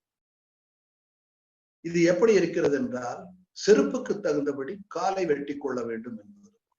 ஒரு நாட்டிற்கும் ஒரு பண்பு இருக்கிறது. இந்தியா வித்தியாசமானது. எனவே இந்திய வழிமுறைக்கு எப்படி தேவையோ அப்படி நாம் நமக்கு மாற்றி வைத்துக் கொள்ள. அமெரிக்கா, யூரோப் அல்லது சைனா என்று எடுத்துக்கொண்டால் லாஜிஸ்டிக் சரியாக இருக்கும். நீங்கள் ஒரு பொருளை இத்தனை மணி நேரத்தில் இங்கே சென்று சேர்த்து விட முடியும் என்றால் முடியும். ஆனால் இந்தியாவில் இங்கிருந்து பூனாவிற்கோ டெல்லிக்கோ நீங்கள் ஒரு பொருளை அனுப்ப வேண்டும் என்றால் 2 நாள் ஆகும் என்பது கணக்கு. ஆனால் 4 நாளும் ஆகலாம், 5 நாளும் ஆகும். ஒரு குரியர் சர்வீஸ் என்றால் 24 மணி நேரத்தில் சென்று சேர வேண்டும். ஆனால் 24 நாள் கழித்து கூட செல்லக்கூடிய அதிசயம் இந்தியாவில் தான் இருக்கு. ஆனால் அதையும் வைத்துக் கொண்டு நாம் தொழிலில் வெற்றி பெறுகிறோம். எனவே இந்த வித்தியாசம், இந்தியாவில் இருக்கக்கூடிய தடைகள், எங்கே எப்போது போராட்டம் நடக்கும், எங்கே எந்த ஒரு சச்சரவுகள் நிகழும் என்ற ஒரு நிலையற்ற தன்மை இருப்பது இந்த மண்ணில் தான். அதனால் இதற்கு தகுந்த மாதிரி நம்மை மாற்றிக்கொள்ள வேண்டும். இரண்டாவதாக, வெளிநாடுகளில் இருக்கக்கூடியவர்களுக்கு அங்கு இருக்கக்கூடிய அமைப்பின் மூலம் ஒருவரை ஒருவர் பார்க்க செல்ல வேண்டும் என்றால் ஒரு 2 மணி நேரம் அல்லது 3 மணி நேரம் நீங்கள் இந்த நேரத்தில் வாருங்கள் என்று சொன்னால் அவர்கள் வருவார்கள். 10 நிமிடம் பேச வேண்டும் என்றால் 10 நிமிடம் பேசுவார்கள். நம்மை பற்றி அவர்கள் தெரிந்து வைத்துக் கொண்டதை முடித்துக் கொண்டு அவர்கள் யாரோ நீங்கள் யாரோ, வந்த வேலை முடிந்தது, சென்று விட வேண்டும். ஆனால் இந்தியாவில் அப்படி அல்ல. நீங்கள் தொழில் செய்து கொண்டிருக்கும் போது வெளியூரில் இருந்து ஒரு வாடிக்கையாளரோ அல்லது சப்ளையரோ யாரோ ஒருவர் அறிவிப்பில்லாமல் வருவார்கள். பழைய தலைமுறையில் இருக்கக்கூடியவர்கள் அறிவிப்பில்லாமல் வந்தாலும் கூட, அடடா மனிதர் அங்கிருந்து வந்திருக்கிறார், இவர் நமக்கு சரி ஒரு 5 நிமிடம் அவர்கள் ஒதுக்குவோம் என்று அந்த 5 நிமிடம் ஒதுக்கி அவர்களோடு பேசி அனுப்புவார்கள். இன்றைய இளம் தலைமுறையிடம் நான் பார்க்கிறேன், இல்லை 8 மணிக்கு நான் அப்பாயின்மெண்ட் கொடுத்துறேன், அவர் 8 மணிக்கு தான் வரணும். அவரை பற்றி தெரியாது. அவருக்கு இப்படி பழக்கம் இருக்காது. இன்றைய இளைய தலைமுறை செய்து கொள்ளலாம். ஆனால் நான் சொல்லுவது என்னவென்றால், உங்கள் வாசலுக்கு வரக்கூடியவர்கள் யாராக இருந்தாலும் என்ன ஏது என்று கேட்காமல் அனுப்பிவிடாது. உங்களுக்கு இழப்பு இருக்கலாம், அவருக்கு இழப்பு இருக்கலாம். ஆனால் மொத்தத்தில் இழப்பு இந்த நாட்டுக்கும் அந்த செல்லக்கூடிய மனிதரின் நேரம் விரயமான. நீங்கள் ஒரு 2 நிமிடம் ஒதுக்குவதால் அது கெட்டு போய்விடுது. யாரும் தேவையில்லாமல் வரக்கூடியவர்களும் சில பேர் இருப்பார்கள். ஆனால் அந்த சில பேர்களை எண்ணிக்கொண்டு மொத்த தேவைக்கு வருபவர்களை நாம் அவமதித்து விடக்கூடாது. அதே சமயம் ஒரு தொழில் செய்யக்கூடிய இடத்தில் இந்த வெளிநாட்டு தாக்கம் அதிகரிப்பதால் இன்று நிறைய இடங்களில் முகங்களை காணாமலேயே வியாபாரம் செய்கிறார். இது நமது நாட்டுக்கு ஒத்து வராது. எந்த நாடாக இருந்தாலும் நாம் அதை செய்ய வேண்டிய அவசியம். நீங்கள் உற்பத்தி செய்கிறீர்கள் ஒரு பொருளை, நான் சைனாவிற்கு பொருளை ஏற்றுமதி செய்து கொண்டிருக்கிறேன். 2-3 சைனர்களிடம் என்னோடு தொடர்பு இருந்து கொண்டே. ஆயினும் அந்த பொருளை ஏற்றுமதி செய்வதற்கு முன்னால் அவர்களிடம் சென்று அவர்களை நேரில் பார்த்து அவர்களுடைய குடும்பத்தையும் பார்த்த பின்னர் தான் அந்த ஏற்றுமதிக்கு நாம் சம்மதி. அதே சமயம் வெளிநாட்டுகளில் இருந்து வருபவர்கள் யாராக இருந்தாலும் அவர்களை அழைத்து நிறுவனத்தை மட்டும் காட்டுவதில்லை, வீட்டுக்கும் அழைத்து சென்று குடும்பத்தையும் காட்டி அவர்களோடு தொடர்பு கொள்ளும். ஏனென்றால் தொழில் வெற்றி என்பது ஒரு சமுதாயத்திற்கே அது ஒரு வெற்றியாக அமையும் போது நீங்கள் யாரோடு தொழில் செய்கிறீர்கள் என்று தெரியாமல் தொழில் செய்வதில் பயனில்லை. இந்த பொத்தானை அனுப்பவும், அதை அழுத்தவும், இவருடன் பேசுவது என்றால் இதை அழுத்தவும் என்று ஒரு தொழில் நிறுவனத்தில் நீங்கள் பொத்தானை அழுத்தியே தொடர்பில்லாமல் வெறுத்து போய் விட்டு விட்டீர்கள். ஆனால் எங்கள் நிறுவனத்தில் நிச்சயம் அந்த தொலைபேசியை எடுப்பதற்கு ஒரு பெண்மணி இருந்து கொண்டே இருப்பார். எடுத்த உடனேயே பேசக்கூடியதுதான் வாழ்க்கை. அதை விட்டு நீங்கள் இயந்திரத்தோடு இயந்திரமாக சேர்ந்து அந்த பேசி அதை ரெக்கார்ட் செய்து அதுல போட்டு அவன் கூப்பிடுவானா இல்லையா என்று வைத்துக் கொண்டிருப்பதால் தொழில் வளராது. அதே சமயம் தொலைபேசி, அலைபேசி என்றும் யார் உங்களுக்கு என்ன செய்தி அனுப்பினாலும் உடனடியாக அதற்கு பதில் போடும். நான் தனிப்பட்ட முறையில் இந்த சமூக ஊடகவியலாளர்களை பற்றி சொல்லுவேன். தொழில் சம்பந்தமாக ஒரு தொலைபேசி அழைப்பு வந்தாலும் அதனால் நமக்கு இடையூறு என்றாலும் உடனடியாக பதில் சொல்லிவிட்டால் பல பிரச்சனைகள் தீர்ந்தது. அதற்கு தேவை துணிச்சல். பணவரவு ஒன்றை மட்டும் எண்ணி நாம் தொழில் செய்தால் அந்த தொழிலில் வெற்றி கிடைக்கலாம். ஆனால் தொடர் வெற்றி வர வேண்டுமானால் சிலவற்றில் நீங்கள் தெளிவாகவே இருக்க வேண்டும். முக்கியமாக வரி செலுத்துதல். நமது ஊரில் இருக்கக்கூடிய ஒரு பண்பு என்னவென்றால், அது வடநாட்டவரிடம் கற்றதா இல்லை இயற்கையாகவே இந்த அரசாங்கம் செய்யக்கூடிய தொல்லைகளினால் இந்த வரி கொடுத்தே வாழ்க்கை முடிந்துவிடும் என்ற எண்ணத்தினாலா தெரியவில்லை. வரி கட்டுவதை எப்படி ஏமாற்றுவது என்பதற்காகவே சில ஆடிட்டர்களும் இருக்கிறார்கள். இப்படி செய்தால் அப்படி வரும், அப்படி செய்தால் அப்படி. என்னுடைய அனுபவத்தில் நான் சொல்லுகிறேன், வரிகளை நீங்கள் சட்டத்திற்கு உட்பட்டு எதிலிருந்தெல்லாம் வரி கட்ட வேண்டியதில்லை என்பதெல்லாம் தெரிந்திருந்தால் அது சரி. இல்லாவிட்டால் வரிகளை ஒழுங்காக செலுத்துங்கள், சரியான நேரத்தில் செலுத்துங்கள். அப்பொழுதுதான் தொழிலில் ஒரு சரியான ஒழுங்குமுறை வரும். நாம் கொஞ்சம் வரியை மிச்சம் செய்ய வேண்டும் என்ற எண்ணத்தில் சிலவற்றை கணக்கு காட்டியோ காட்டாமலோ ஒரு பழக்கத்தை கொண்டு வந்து விட்டால் பின்னாளில் ஏதாவது ஒரு காரணத்திற்காக ஒரு சிரமம் வரும்போது உங்களுக்கே உங்கள் மீதான நம்பிக்கை குறையும் அளவுக்கு பொருளாதார சிரமம் வந்து சேரும். யாருக்கு தெரிய போகிறது உங்களது வங்கி கணக்கில் 1000 கோடி இருக்கிறது அல்லது 1 கோடி தான் இருக்கிறது என்று? வெளியே தெரிவதெல்லாம் நீங்கள் செய்யக்கூடிய தொழில் தான்.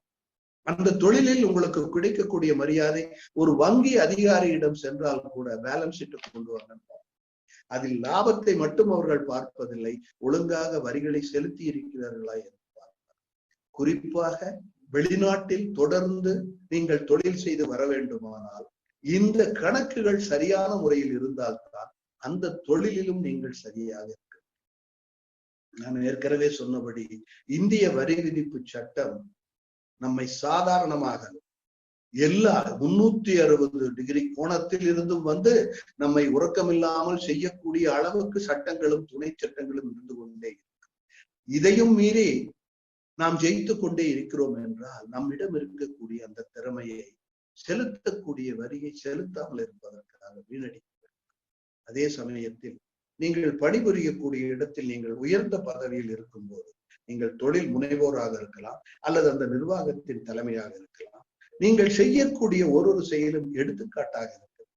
நீங்கள் ஒரு தவறை செய்கிறீர்கள் என்றால் அடுத்த தலைமுறைக்கு நீங்கள் அந்த தவறுக்கு வழிகாட்டியாக இருக்கிறீர்கள். அதற்காக நான் ஆரம்பத்தில் அப்படி இருந்தேன், அது பழகிவிட்டது என்றால் ஆரம்பத்தில் எல்லோரும் அப்படித்தான் இருப்பார். நாம் வெளியே நிறைய பேரிடம் நாம் கலந்து கொள்வது. முக்கியமாக இளைய தலைமுறைக்கு இன்னொன்று சொல்ல வேண்டும். நமது இந்தியர்களுக்கு இருக்கக்கூடிய ஒரு மிகப்பெரிய பிரச்சனையே டாக்குமெண்டேஷன், ஆவணப்படுத்துதல் என்பது அவ்வளவு சீக்கிரமா நாம் ஒத்துக்க மாட்டோம். நானே நினைச்சேன் நாளைக்கு பண்ணிடுறேன், இது சொல்லிட்டீங்கல்ல நான் அனுப்பிடுறேன், இப்படித்தான் இருக்கும் மொழிய யாரும் எழுதி வைக்க மாட்டார். மேலை நாடுகளில் கற்றுக்கொள்ள வேண்டிய முக்கியமான விஷயம் ஆவணப்படுத்துவதை அவர்கள் சரியாக செய்வார். இன்று யார் வந்திருக்கிறார்கள், அவரிடம் என்ன உரையாடினோம், வாடிக்கையாளருக்கு என்ன சொன்னோம், எந்த நாளில் ஆடிட்டர் சொன்னபடி செய்கிறோம் என்பது அத்தனையும் அட்டவணையிட்டு நீங்கள் அந்த ஆவணப்படுத்துதல் மட்டும் இருந்தால் தொழிலில் உங்களுக்கு வீழ்ச்சி வந்தாலும் கூட உங்களால் எழுந்து நிற்க முடியும். சில சமயம் நேற்று என்ன சாப்பிட்டோம் என்பதே என்று ஞாபகம் இருக்காது. அப்படி இருக்கும்போது நேற்று அலுவலகத்தில் என்ன செய்தோம், யாருக்கு என்ன சொன்னோம், என்ன வாக்குறுதி கொடுத்தோம் என்று தெரியாது. எழுதுங்கள், ஆவணப்படுத்துங்கள். இன்று இருக்கக்கூடிய கைபேசியில் கூட நீங்கள் பதிவு செய்து அந்த அளவுக்கு வசதிகள் இருக்கின்றன.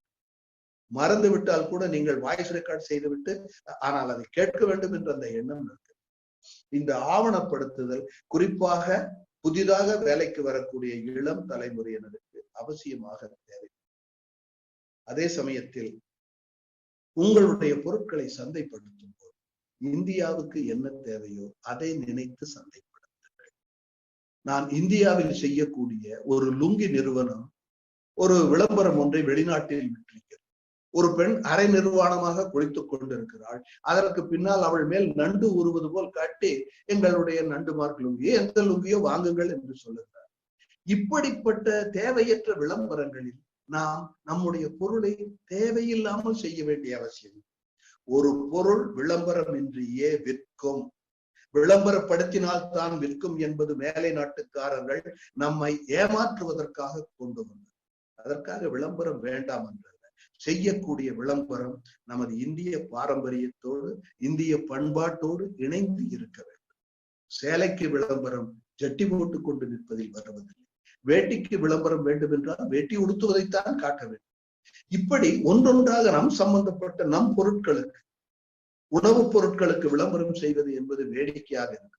எந்த உணவுப் பொருட்களுக்காக கோகோ கோலாவுக்கெல்லாம் விளம்பரம் செய்வதை பார்த்திருக்கிறேன். அவர்கள் எல்லாம் வியாபாரம் மட்டும் செய்வதில்லை, அடுத்த நாட்டு தொழிலை அழிக்க வேண்டும் என்ற எண்ணத்தோட அந்த வியாபாரம் நடக்கும். மேலை நாட்டுக்காரர்களுடைய வியாபாரம் லாபத்தையும் அவர்களுடைய போட்டியாளர்களை ஒழிப்பதிலும் தான் முன்னணியில் இருக்கிறது. ஆனால் இந்திய வியாபாரம் தன்னுடன் சேர்ந்து தொழில் செய்பவர்கள் மட்டுமல்ல, இந்த சமுதாயமும் நன்றாக இருக்க வேண்டும் என்ற எண்ணத்தில் தான் இருக்கிறது. எந்த தொழிலுக்கும் எல்லை கிடையாது, நாம் மட்டும் தான் செய்து செழிக்க வேண்டும் என்ற எண்ணமும் இங்கே இல்லை. மிகப்பெரிய அமெரிக்க கார்ப்பரேட் நிறுவனங்கள் கூட அழிந்து போனதை நாம் பார்த்து கொண்டுதான் இருக்கிறோம். ஆனால் இந்திய நிறுவனங்கள், சிறு தொழில்கள், குறுந்தொழில்கள் தலைத்து ஓங்கிக் கொண்டே இருக்கின்றன. சில காலங்களில் இறக்கங்கள் இருக்கலாம், சில சமயங்கள் ஏற்றங்கள் இருக்கலாம். ஆனால் இந்த மண்ணில் பிறந்து, அதுவும் கொங்கு மண்ணில் பிறந்தவர்களுக்கு என்றுமே ஏற்றம்தான். தவறுகள் இருந்தாலும், தடுக்கி விழுந்தாலும், சரிந்து விழுந்தாலும் உங்களை தாங்கி பிடிப்பதற்கு தோட்கள் இருக்கின்றன. உங்களுடைய குறைகளை சொல்லி சாய்ந்து அழுவதற்கு தோள்கள் இருக்கின்றன. நண்பர்கள், உறவு என்பது அதுதான் இனம், சமுதாயம் என்றாங்க. சில பேர் போற போக்குல சொல்லிட்டு போயிடுவாங்க, எனக்கு ஜாதி கிடையாது, மதம் கிடையாது. அது வெளியே சரி, வீட்டுக்குள் ஜாதி வேண்டும், வீட்டுக்குள் மதம் வேண்டும், வீட்டுக்குள் இனம் வேண்டும், வீட்டுக்குள் என்னுடைய மொழி என்ற உணர்வு வேண்டும். என்னை சேர்ந்தவர்கள், என் உறவினர்களை நான் கைதூக்கி விடாமல் அமெரிக்கர்களை கைதூக்கி விடுவதால் எனக்கு என்ன கிடைக்க போகிறது? இந்த சமுதாயம் எப்படி முன்னுக்கு வரும்? அதனால் தான் ஜாதிகளை நீங்கள் எதிர்மறை கோணத்தில் பார்க்காமல், அதாவது திருமணம் செய்து கொள்வதற்காகவும் அல்லது வீட்டிற்கு போக வேண்டும் கோயிலுக்கு என்று இந்த அரசியல்வாதிகள் சொல்லக்கூடிய அந்த ஜாதிகளை ஒதுக்கி விட்டால், ஜாதிகள் உள்ளதடி பாப்பா, இந்த சாதிகளால் யாருக்கும் எந்த தொந்தரவும் கிடையாது. இந்த சாதிகளை உயர்ந்தது என்றும் தாழ்ந்தது என்றும் நாம் பேசவில்லை. எவனோ பேசி அவன் அதை உபயோகப்படுத்தி அரசியல் லாபம் பார்க்கிறான். ஏனென்றால் தனித்து ஒரு ஜாதி இயங்க முடியாது, தனித்து ஒரு மனிதன் இயங்க முடியாது, தனித்து ஒரு தொழில் இயங்க முடியாது. அனைவரும் இணைந்ததுதான். எல்லா சாதிகளும் இணைந்து, எல்லா மதங்களும் இணைந்து வெற்றிகரமாக ஒரு தொழிலையும் இந்த சமூகத்தையும் இணைத்து நாட்டையும் நடத்த வேண்டும் என்றால் அதற்கு இந்த பாரம்பரிய மண்ணில் இருக்கக்கூடிய உதாரணத்தை விட உங்களுக்கு எங்குமே கிடைக்காது. ஏனென்றால் வரக்கூடிய அத்தனை விருந்த தொழிலாளர்களை கூட வெளிமண்ணிலிருந்து அழைத்து வந்து அவர்களுக்கு வீடு கொடுத்து உணவிட்டு அவர்களுக்கு மருத்துவம் பார்த்து அவர்களுடைய குடும்பத்தினரின் நலனையும் நினைத்து நாம் தொழில் நடத்தி கொண்டிருக்கிறோம் என்றால் இந்த பண்புதான் இந்த தமிழகத்தை, இந்த கொங்கு மண்ணை உயர்த்தும். கொங்கு செழித்தால் எங்கும் செழிக்கும். உலக தொழில் அனைத்தும் உவந்து செய்வோம். உலகம் வியக்கும் வண்ணம் இணைந்து செய்வோம். நாம் வெற்றி பெற பிறந்தவர்கள். வெற்றிதான் நம்முடைய வாழ்க்கையின் அடிப்படை, முன்னோர்களின் பெருமை. இந்த வெற்றி தொடரட்டும். தலைமுறைக்கும் இந்த கொங்கு மண் செழித்து நிற்கட்டும். கொங்கு மண்ணால் பாரதம் உயர்ந்து நிற்கட்டும். உலகம் உயரட்டும். இந்த வாய்ப்பிற்கு நன்றி, வணக்கம். மிகவும் ஒரு தெளிந்த உரை, அனுபவங்களை குற்றி செல்கள் போல சிறு சிறு கோணங்களில் நாம் பார்க்க வேண்டிய ஒரு முக்கியமான விஷயங்கள். மேஜை சுத்தமாக இருக்க வேண்டும் என்று இன்றைய சிறப்பு பேச்சாளர் ஒரு வரியில் சொல்லி முடித்துவிட்டு அடுத்த வரிக்கு சென்று விட்டார். ஆனால் அந்த மேஜை எப்படி சுத்தமாக வைத்துக் கொள்ள வேண்டும் என்று கார்ப்பரேட் நிறுவனங்களும் மிகப்பெரிய ட்ரெய்னர்களை ஒரு நாள் முழுவதும் ஒரு ஆடை பட்டியில் அடைப்பது போல வைத்து ஏசி ரூம்களில், 7 ஸ்டார் ஹோட்டல்களில் ஒரு மேஜை எவ்வாறு சுத்தமாக வைத்து நம் தொழில் செய்ய வேண்டும், நம் அலுவல் பணி செய்ய வேண்டும் என்று ஒரு நாள் வகுப்பு நடத்தி கொண்டிருக்கின்றார்கள்.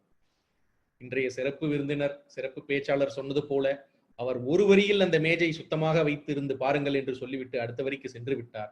ஆனால் சொந்தங்களே, உங்களுடைய அலுவலகத்திலோ, நீங்கள் தொழில் செய்யும் இடத்திலோ, அல்லது நீங்கள் ப்ரொஃபஷன் ஏதாவது சார்ட்டர்ட் அக்கௌண்டன்ஸ், லாயர்ஸ், அந்த மாதிரி எந்த ப்ரொஃபஷனல் இதில் இருந்தாலும் உங்களுடைய மேஜையை ஒரு நாள் சுத்தமாக வைத்து பாருங்கள். நீங்கள் எவ்வளவு வேலைகளை பாக்கி வைத்திருக்கிறீர்கள், எவ்வளவு வேலைகள் நீங்க இன்னும் செய்ய வேண்டியது இருக்குது என்பது உங்களுக்கே ஒரு விஷயம் புலப்படும். அதுபோல இன்னொரு விஷயம் கண்டிப்பாக நாம் சொல்ல விரும்புவது என்னவென்றால், ஆவணப்படுத்துவது. டாக்குமெண்டேஷன் அப்படிங்கிறது மிக மிக இன்றியமையாதது. அந்த காலத்துல ஒரு டைரியில வெற்றி பெற்ற சாதனையாளர்களிடம் நீங்கள் எவ்வாறு வெற்றி பெற்றீர்கள் என்று கேட்கும் பொழுது எனக்கு ஒரு ஞாபகம் உள்ளது. நான் MBA வகுப்பு, இன்றைய பேச்சாளர் MBA நம்ம ரத்தத்திலேயே ஊறி இருக்குதுன்னு சொல்லியிருக்காரு.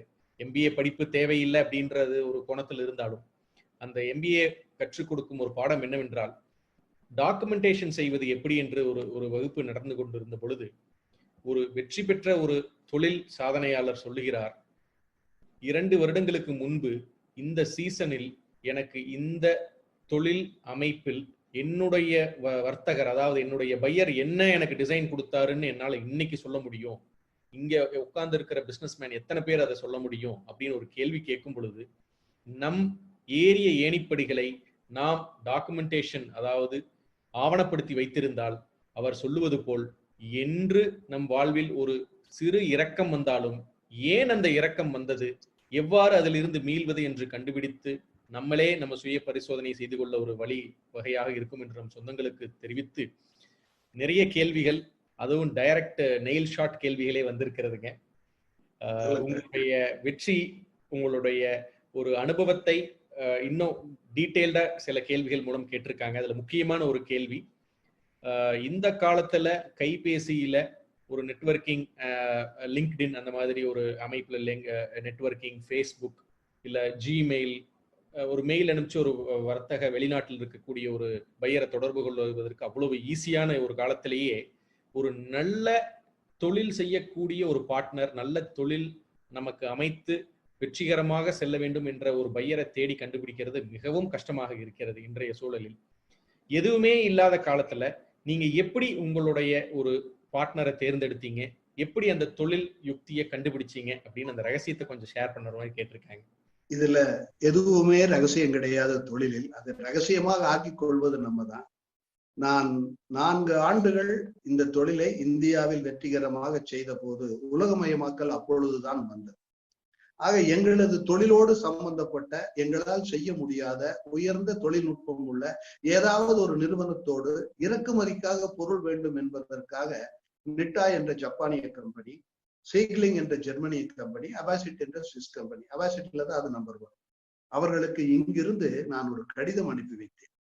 அந்த கடிதத்தில் இந்திய வரைபடத்தை போட்டு ஒவ்வொரு மாநிலத்திலும் அவர்கள் செய்யக்கூடிய அந்த பொருளுக்குண்டான சந்தை எவ்வளவு இருக்கிறது, இன்று இந்தியாவில் இருக்கக்கூடிய அவர் முகவர் எவ்வளவு செய்து கொண்டிருக்கிறார், நாங்கள் எங்கள் தொழிலில் எவ்வளவு செய்கிறோம், உங்களோடு இணைந்து உங்கள் பொருளை வாங்கி செய்தால் எந்த அளவுக்கு உங்களை உயரத்தில் கொண்டு செல்வோம் என்று ஒரு இந்திய வரைபடத்தில் அதை குறிப்பிட்டு ஒரே ஒரு கடிதம் அனுப்பி வைத்தேன்.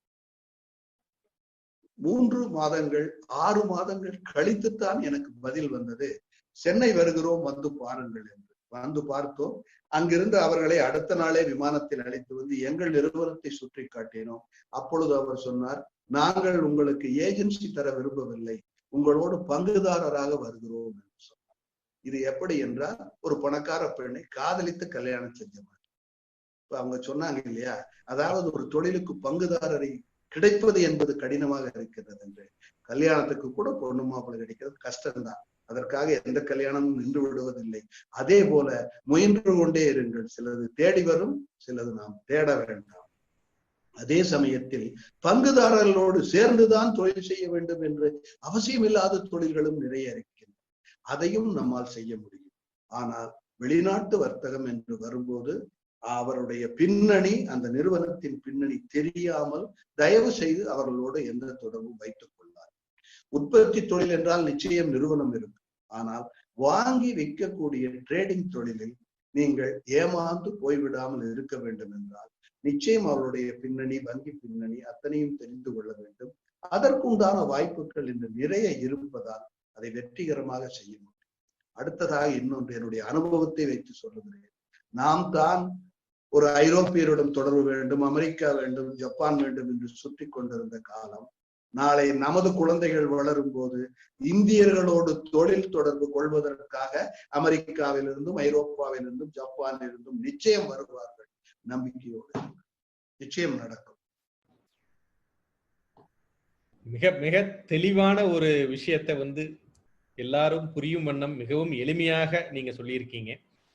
சொந்தங்களே, அவருடைய அனுபவத்தை எவ்வாறு மிக சிறப்பாக சொல்லியிருக்கிறார் என்றால், ஒரு வெளிநாட்டினரை தொடர்பு கொள்ளும் பொழுது அவர் நமக்கு உகந்தவரா, அவருடைய பின்புலம், நம் தொழிலுக்கு அவர் ஏற்றவரா, நம் தொழில் மூலம் நம்மும் அபிவிருத்தி செய்து அவரையும் வழிநடத்தி செல்ல முடியுமா என்பதை ஆராய்ந்து அவர்களுக்கு நீங்க தொடர்ச்சியாக அவங்களை அப்ரோச் பண்ணணும்.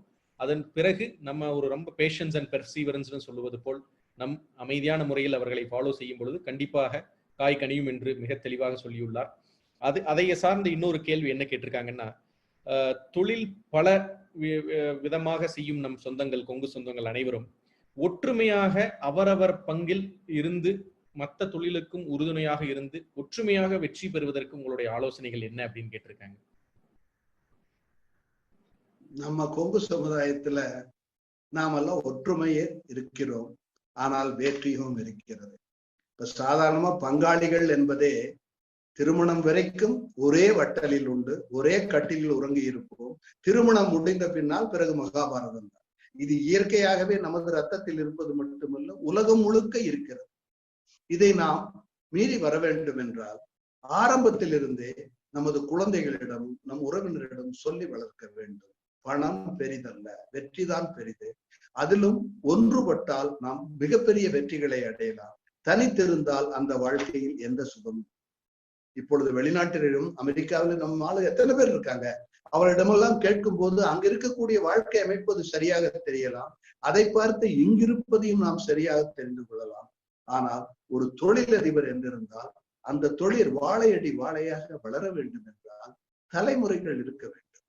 நம்முடைய தொழிலை நாம் யாருக்காக செய்கிறோம்?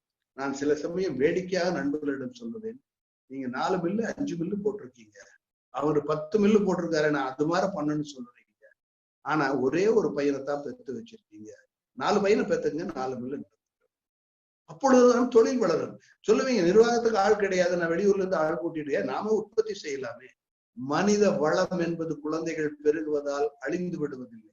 நாம ஒரு கற்பனையை உருவாக்கி கொண்டு நம்மால் இவர்களை வளர்த்த முடியாது என்று தேவையற்ற செலவுகளை செய்து கொண்டிருக்கிறோம்.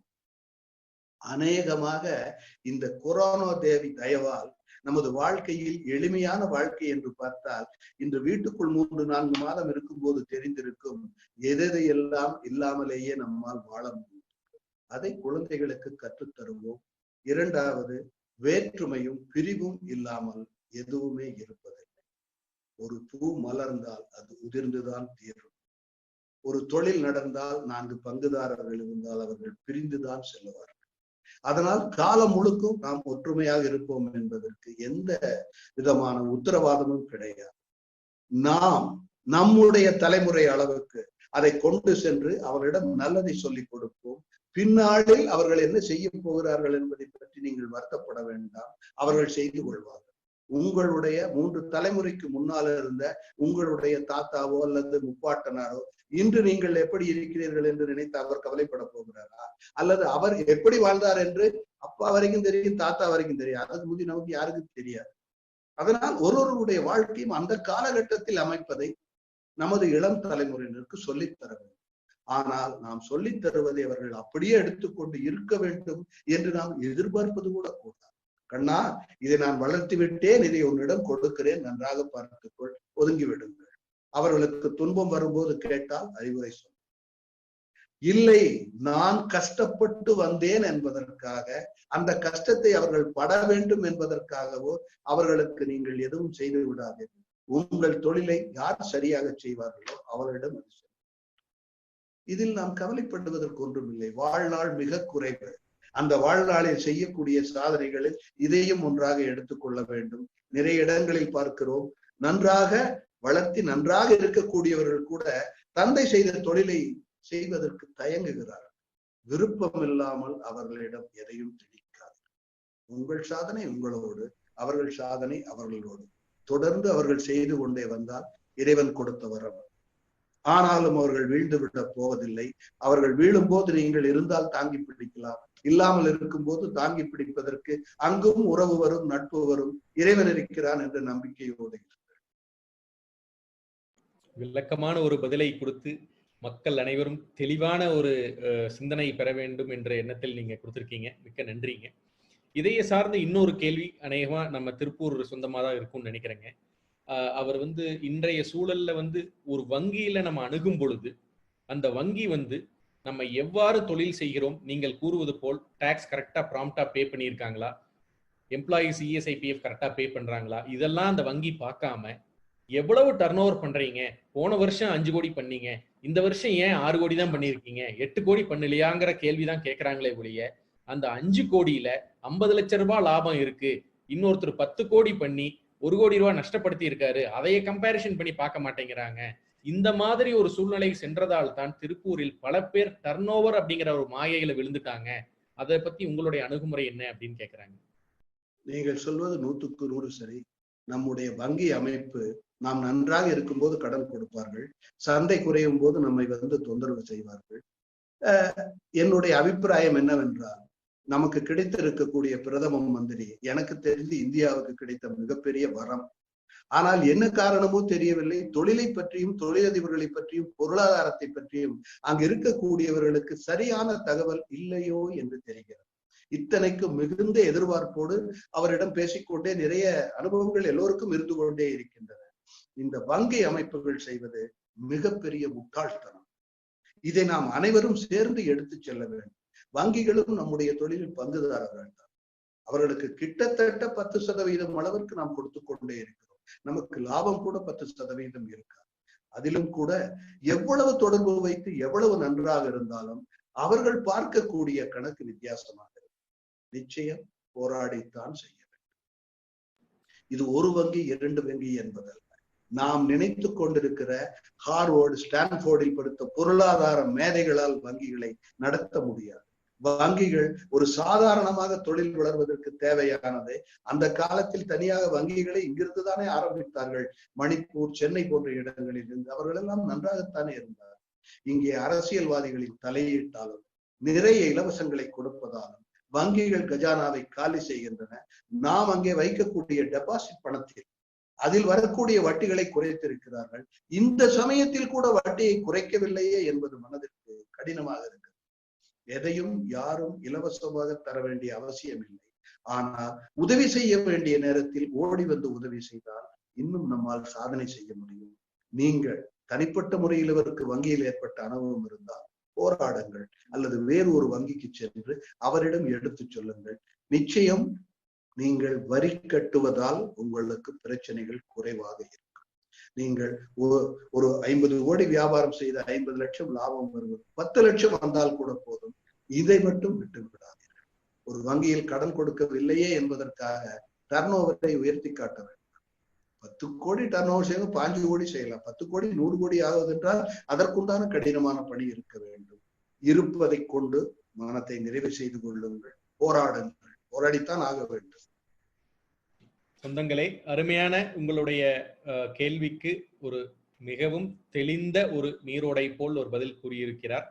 உண்மைதான், நீங்கள் போராடினால்தான் அந்த வங்கி அலுவலருக்கோ அல்லது மேலாளருக்கோ உண்மையை உரக்க சொல்ல முடியும்.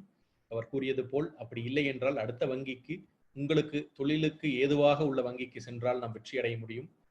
அநேகமாக உங்களுக்கு உரிய பதில் வந்திருக்கும் என்று நம்புகின்றேன். அடுத்த கேள்வி வந்துங்க, ஒரு விவசாயத்தை சார்ந்த ஒரு கேள்வி கேட்டிருக்காங்க. நிறைய விவசாயிகள் இன்றைய கால சூழ்நிலையில ஒரு மீடியேட்டர், ஒரு புரோக்கர், இடைத்தரகர்களுக்குத்தான் அவர்களுடைய லாபத்தை முழுவதுமாக இழந்து விடுகிறார்கள். 10 ரூபாய்க்கு 1 கிலோ தக்காளி வாங்கினாலும் அது பழமுதிர் நிலையமோ அல்லது மார்க்கெட்டிற்கு வரும் பொழுது அதனுடைய விலை 50 ரூபாயாக இருக்கின்றது. ஆனால் விவசாயிக்கு என்றுமே அது 10 ரூபாய் தான் கிடைக்கின்றது. இந்த இடைத்தரகர்கள் இல்லாமல் ஒரு ஃபார்மர் ப்ரொடியூசர் கம்பெனி போல பல விவசாயிகள் ஒன்று சேர்ந்து அதை விற்க நினைத்தால் அல்லது ஏற்றுமதி பண்ண நினைத்தால் உங்களுக்கு தெரிந்த சில அமைப்புகள் ஏதாவது அவர்களுக்கு உதவி செய்ய உள்ளதா அப்படின்னு ஒரு கேள்வி கேட்டிருக்காங்க. மன்னிக்க வேண்டும், நான் ஒரு விவசாயியின் மகனாக இருந்தா கூட விவசாயத்துல இல்லை. பழமுதிர் நிலைய எனக்கு சம்பந்தி ஆகணும். அதனால அவங்க வியாபாரம் எப்படி செய்யறாங்கன்னு அதுவும் எனக்கு தெரியும். துரதிருஷ்டவசமாக விவசாயத்தை நாம் ஒரு கீழ்த்தரமான நிலையில் பார்த்து, விவசாயியாக நாமே நமது பையன் படிக்க வேண்டும், அவன் பேண்ட் ஜீன்ஸ் பேண்ட் எல்லாம் போட்டுக்கிட்டு வெளிநாட்டுல போய் வேலை செய்யணும்னு நினைக்கிற மொழி, இந்த தொழிலை நாமே குறைவாக மதிப்பிட்டுக் கொள்வோம். எனக்கு தெரிந்து Israel is the best model for agriculture. விவசாயத்தை பெருமையுடன் செய்ய வேண்டும். ஆனால் விவசாயத்துக்கு அரசாங்கத்தினுடைய துணை கண்டிப்பாக தேவை. ஏனென்றால் ராஜராஜ சோழன் காலத்திலும் சரி, அர்த்த சாஸ்திரம் எழுதிய சாணக்கியன் காலத்திலும் சரி, விவசாயத்திற்கு நீர் கொடுக்க வேண்டியது அரசனுடைய. இன்று நீர் என்று வரும்போது அத்தோடு இணைத்து மின்சாரமும் சேர்ந்தே வருவதால் இலவச மின்சாரம் கொடுத்து ஒரு விவசாயியை காப்பாற்ற வேண்டியது இது அரசாங்கத்தினுடைய. அதே சமயத்தில் சந்தைப்படுத்துதல் என்று வரும்போது துரதிருஷ்டவசமாக அப்படி ஒரு அமைப்பை நாம் இங்கே கொண்டு வந்து விட்டோம். இடைத்தரகருக்கு குடித்து விவசாயி நிலைகுலந்து இருப்பதை நாம் பார்க்கிறோம். வரக்கூடிய காலங்களில் அது மாறுவதற்கான சாத்தியக்கூறுகள் இருக்கின்றன. நாம் அத்தனை பேருமே உழவர்கள் தான். சேற்றில் உழவன் கால் வைத்தால்தான் சோற்றில் கை வைக்க முடியும் என்று அழகாக பேசிவிடுகிறோம். ஆனால் சோற்றில் கை வைக்கும் போது அந்த சேற்றில் கால் வைத்த உழவனை நாம் மறந்து விடுகிறோம். இரண்டாவதாக, விவசாயம் செய்வதற்கு என்றால் அந்த வேலைக்கு யாருமே தயாராக இல்லாத ஒரு கல்வி முறையை கொண்டு வந்து ஒரு போலித்தனமான எண்ணத்தை நாம் திணிக்கிறோம். Cattle wealth is one of the biggest wealth. அந்த காலங்களில் பசு எருமை மாடுகள் இல்லாத ஒரு கொங்கு வேளாளன் வீட்டை நீங்கள் பார்த்திருக்கவே முடியாது. இன்று பசுவும் அந்த எருமை மாடுகளும் இருந்தால் உங்கள் வீட்டிற்கு எங்கள் பொன் மருமகளாக வரமாட்டாள் என்று பெருமையுடன் சொல்லும் அளவுக்கு நாம் மாறிவிட்டு நாம் விவசாயத்தை குறை சொல்வதில் பெயரே கிடையாது. ஆயினும் இதை விட்டுவிட முடியாது, போராட வேண்டும். அரசியல் அமைப்புகள் நாம் அனைவரும் ஒன்றிணைந்த அரசாங்கத்திடம் கேட்டு எப்படியும் விவசாயியை வாழ வைத்தே ஆக வேண்டும். அதை விஞ்ஞான முறைப்படி செய்வதற்குண்டான கூறுகளை நாம் ஏற்றுக்கொள்ள வேண்டும். ஒரு கிராமத்திலும் இருக்கக்கூடிய அமைப்புகளை நல்ல தலைவர்களை வைத்து வலுப்படுத்துவது நம் கையில் தான் இருக்கிறது. நமக்கு இருந்தால் போதும் என்ற எண்ணம் இல்லாமல் ஊரே விவசாயம் நன்றாக செய்தால் தான் நமது பொருளுக்கு மதிப்பு கிடைக்கும் என்ற, சந்தை மதிப்பு கிடைக்கும் என்ற இந்த எண்ணம் வேண்டும். உழவு தொழில் நிச்சயம் வெல்லும். ஆனால் உழவு தொழிலை நம்பி மட்டுமே இருப்பது என்பது இன்றைய காலகட்டத்தில் சிரமம். மாற்ற வேண்டும். மிக்க நன்றி. அடுத்த கேள்விங்க, கேள்விகள் நிறைய வந்துள்ளதனால கடைசி 3 கேள்விகளோட முடித்துக் கொள்ளலாம் என்று இருக்கிறோம். சொல்லுங்க. சைனா போன்ற நாடுகள் மிக பெரிய அளவில் அவர்களுடைய உற்பத்தி திறனை வளர்த்தி அவர்களுடைய பொருட்களில் ஒரு அட்வான்ஸ்டு ஸ்டேஜ், அதாவது அவங்களுடைய டெக்னாலஜி ஆகட்டும் அல்லது அவங்களுடைய மேனுஃபேக்சரிங் செட்டப் ஆகட்டும் அட்வான்ஸ்டு ஸ்டேஜில் இருக்கும் பொழுது இந்த கால சூழ்நிலையில் சைனா பொருட்களை தவிர்த்து மேக் இன் இந்தியா அப்படிங்கிற கான்செப்டை நம்ம முன்னிறுத்தி செல்லும் பொழுது, ஜப்பான் ஒரு காலத்தில் ஹிரோஷிமா நாகசாக்கி மேல அணுகுண்டு போட்டதனால அமெரிக்காவுடைய பொருட்களை முற்றிலும் அவர்கள் தவிர்த்தார்கள். அந்த மாதிரி இருந்து ஜப்பான் வளர்ச்சி பெற்றது. அந்த அணுகுமுறையும் இந்தியா தொடர்ந்து கொண்டு செல்ல வேண்டுமா, அல்லது வேறு அணுகுமுறை கொண்டு சென்று நம் இந்திய பொருட்களை உலக அளவில் தரத்தில் உயர்த்த வேண்டுமா அப்படின்னு உங்களுடைய ஆலோசனை என்ன அப்படின்னு கேட்டிருக்காங்க. ஒரு 25 வருடங்களுக்கு முன்னால சைனா எங்க இருந்ததுங்க? சைனால ஒண்ணுமே இல்லை. 25 வருடமாக நானும் அங்கே சென்றிருக்கிறேன். 25 வருடங்களுக்கு முன்னால் சைனாவில் ஒண்ணுமே கிடையாது. இன்றைக்கு இருக்கக்கூடிய கட்டிடங்களோ இந்த 20 ஆண்டுகளில் தான் அவர்கள் இத்தனை வளர்ச்சி பெற்றிருக்கிறார். அங்கு ஒரே அரசாங்கம், ஒரே மொழி. அங்கு நீங்கள் எதையுமே கேள்வி கேட்க முடியாது. அவர்கள் என்ன சொல்லுகிறார்களோ அதுதான் சட்டம். போராட்டமோ வழக்குகளோ ஒரு வேலை இழப்போ அது ஒரு தனி மாடல். அதை நம்மால் பின்பற்ற முடியாது. ஆனால் அவர்கள் அளவுக்கு நாம் திறமையற்றவர்கள் ஒன்றுமல்ல. எல்லா திறமையும் நம்மிடம் இருக்கிறது. அங்கு எதையெல்லாம் அவர்கள் செய்தார்களோ அதை இங்கு செய்ய முடியாது என்றெல்லாம் கிடையாது. அதற்கு காரணம் நமது அரசாங்கம் இதை ஊக்குவிக்க வேண்டும். செய்யக்கூடிய திறனில் இந்தியர்கள் எந்த நாட்டவருக்கும் சளைத்தவர்கள் அல்ல. நமக்கு சமமான ஒரு வாய்ப்பு வர வேண்டும் என்றால் இங்கு தொழிலை ஊக்குவிப்பதற்கு ஒரு அமைப்பு. அங்க நீங்கள் சைனா சென்றால் ஒரே நாள்ல நீங்க போயிட்டு வந்து உங்களுக்கு எல்லா வேலையும் செஞ்சு கொடுத்துறாங்க. யாரும் வந்து உங்களை தொந்தரவு செய்வதில்லை. வரி விதிப்பு எல்லாம் அவருடைய கம்ப்யூட்டர் முறையில் அழகாகவே சென்று கொண்டு இருக்கின்றன. அங்கு தொழிலதிபருக்கு ஒரு மரியாதையும் இருக்கிறது. வேலைக்கு ஆட்கள் கிடைக்கின்றன. வேலை நிறுத்தம் இல்லை, போராட்டங்கள் கிடையாது. இந்தியாவில் எத்தனை அரசியல் கட்சிகள், எத்தனை மொழிகள், எத்தனை சச்சரவுகள். என்னைக்காவது ஒரு நாளாவது நிம்மதியா ஒரு பார்லிமெண்ட் நடத்தி பார்த்திருக்கீங்களா? இந்த சூழ்நிலையில் உடனே நாம் சைனா மாதிரி வர வேண்டும் என்பது ஆகக்கூடிய காரியம் அல்ல. இரண்டாவதாக ஜப்பானை பற்றி சொன்னீர்கள். அங்கு இருக்கக்கூடிய அந்த ஒழுக்கம் அவர்களாக இயற்கையிலேயே அவர்கள் கற்பித்துக் கொண்டது. இங்கே ஒரு 100 பேரில் 10 பேர் தான் அப்படிப்பட்ட ஒழுக்கத்தையும் அந்த கட்டுப்பாடையும் இருப்பார்கள். 90 பேர் எதையும் உடைப்பதிலே தான் கவனமாக இருப்பார்கள். இங்கே அந்த ஒழுங்குமுறையும் கட்டுப்பாடும் செல்ஃப் டிசிப்ளின் இது எல்லாம் நம்ம கிட்ட கிடையாது. இது நம்ம கிட்ட இல்லாம நம்ம அரசாங்கத்துக்கிட்ட எதிர்பார்க்கணும்.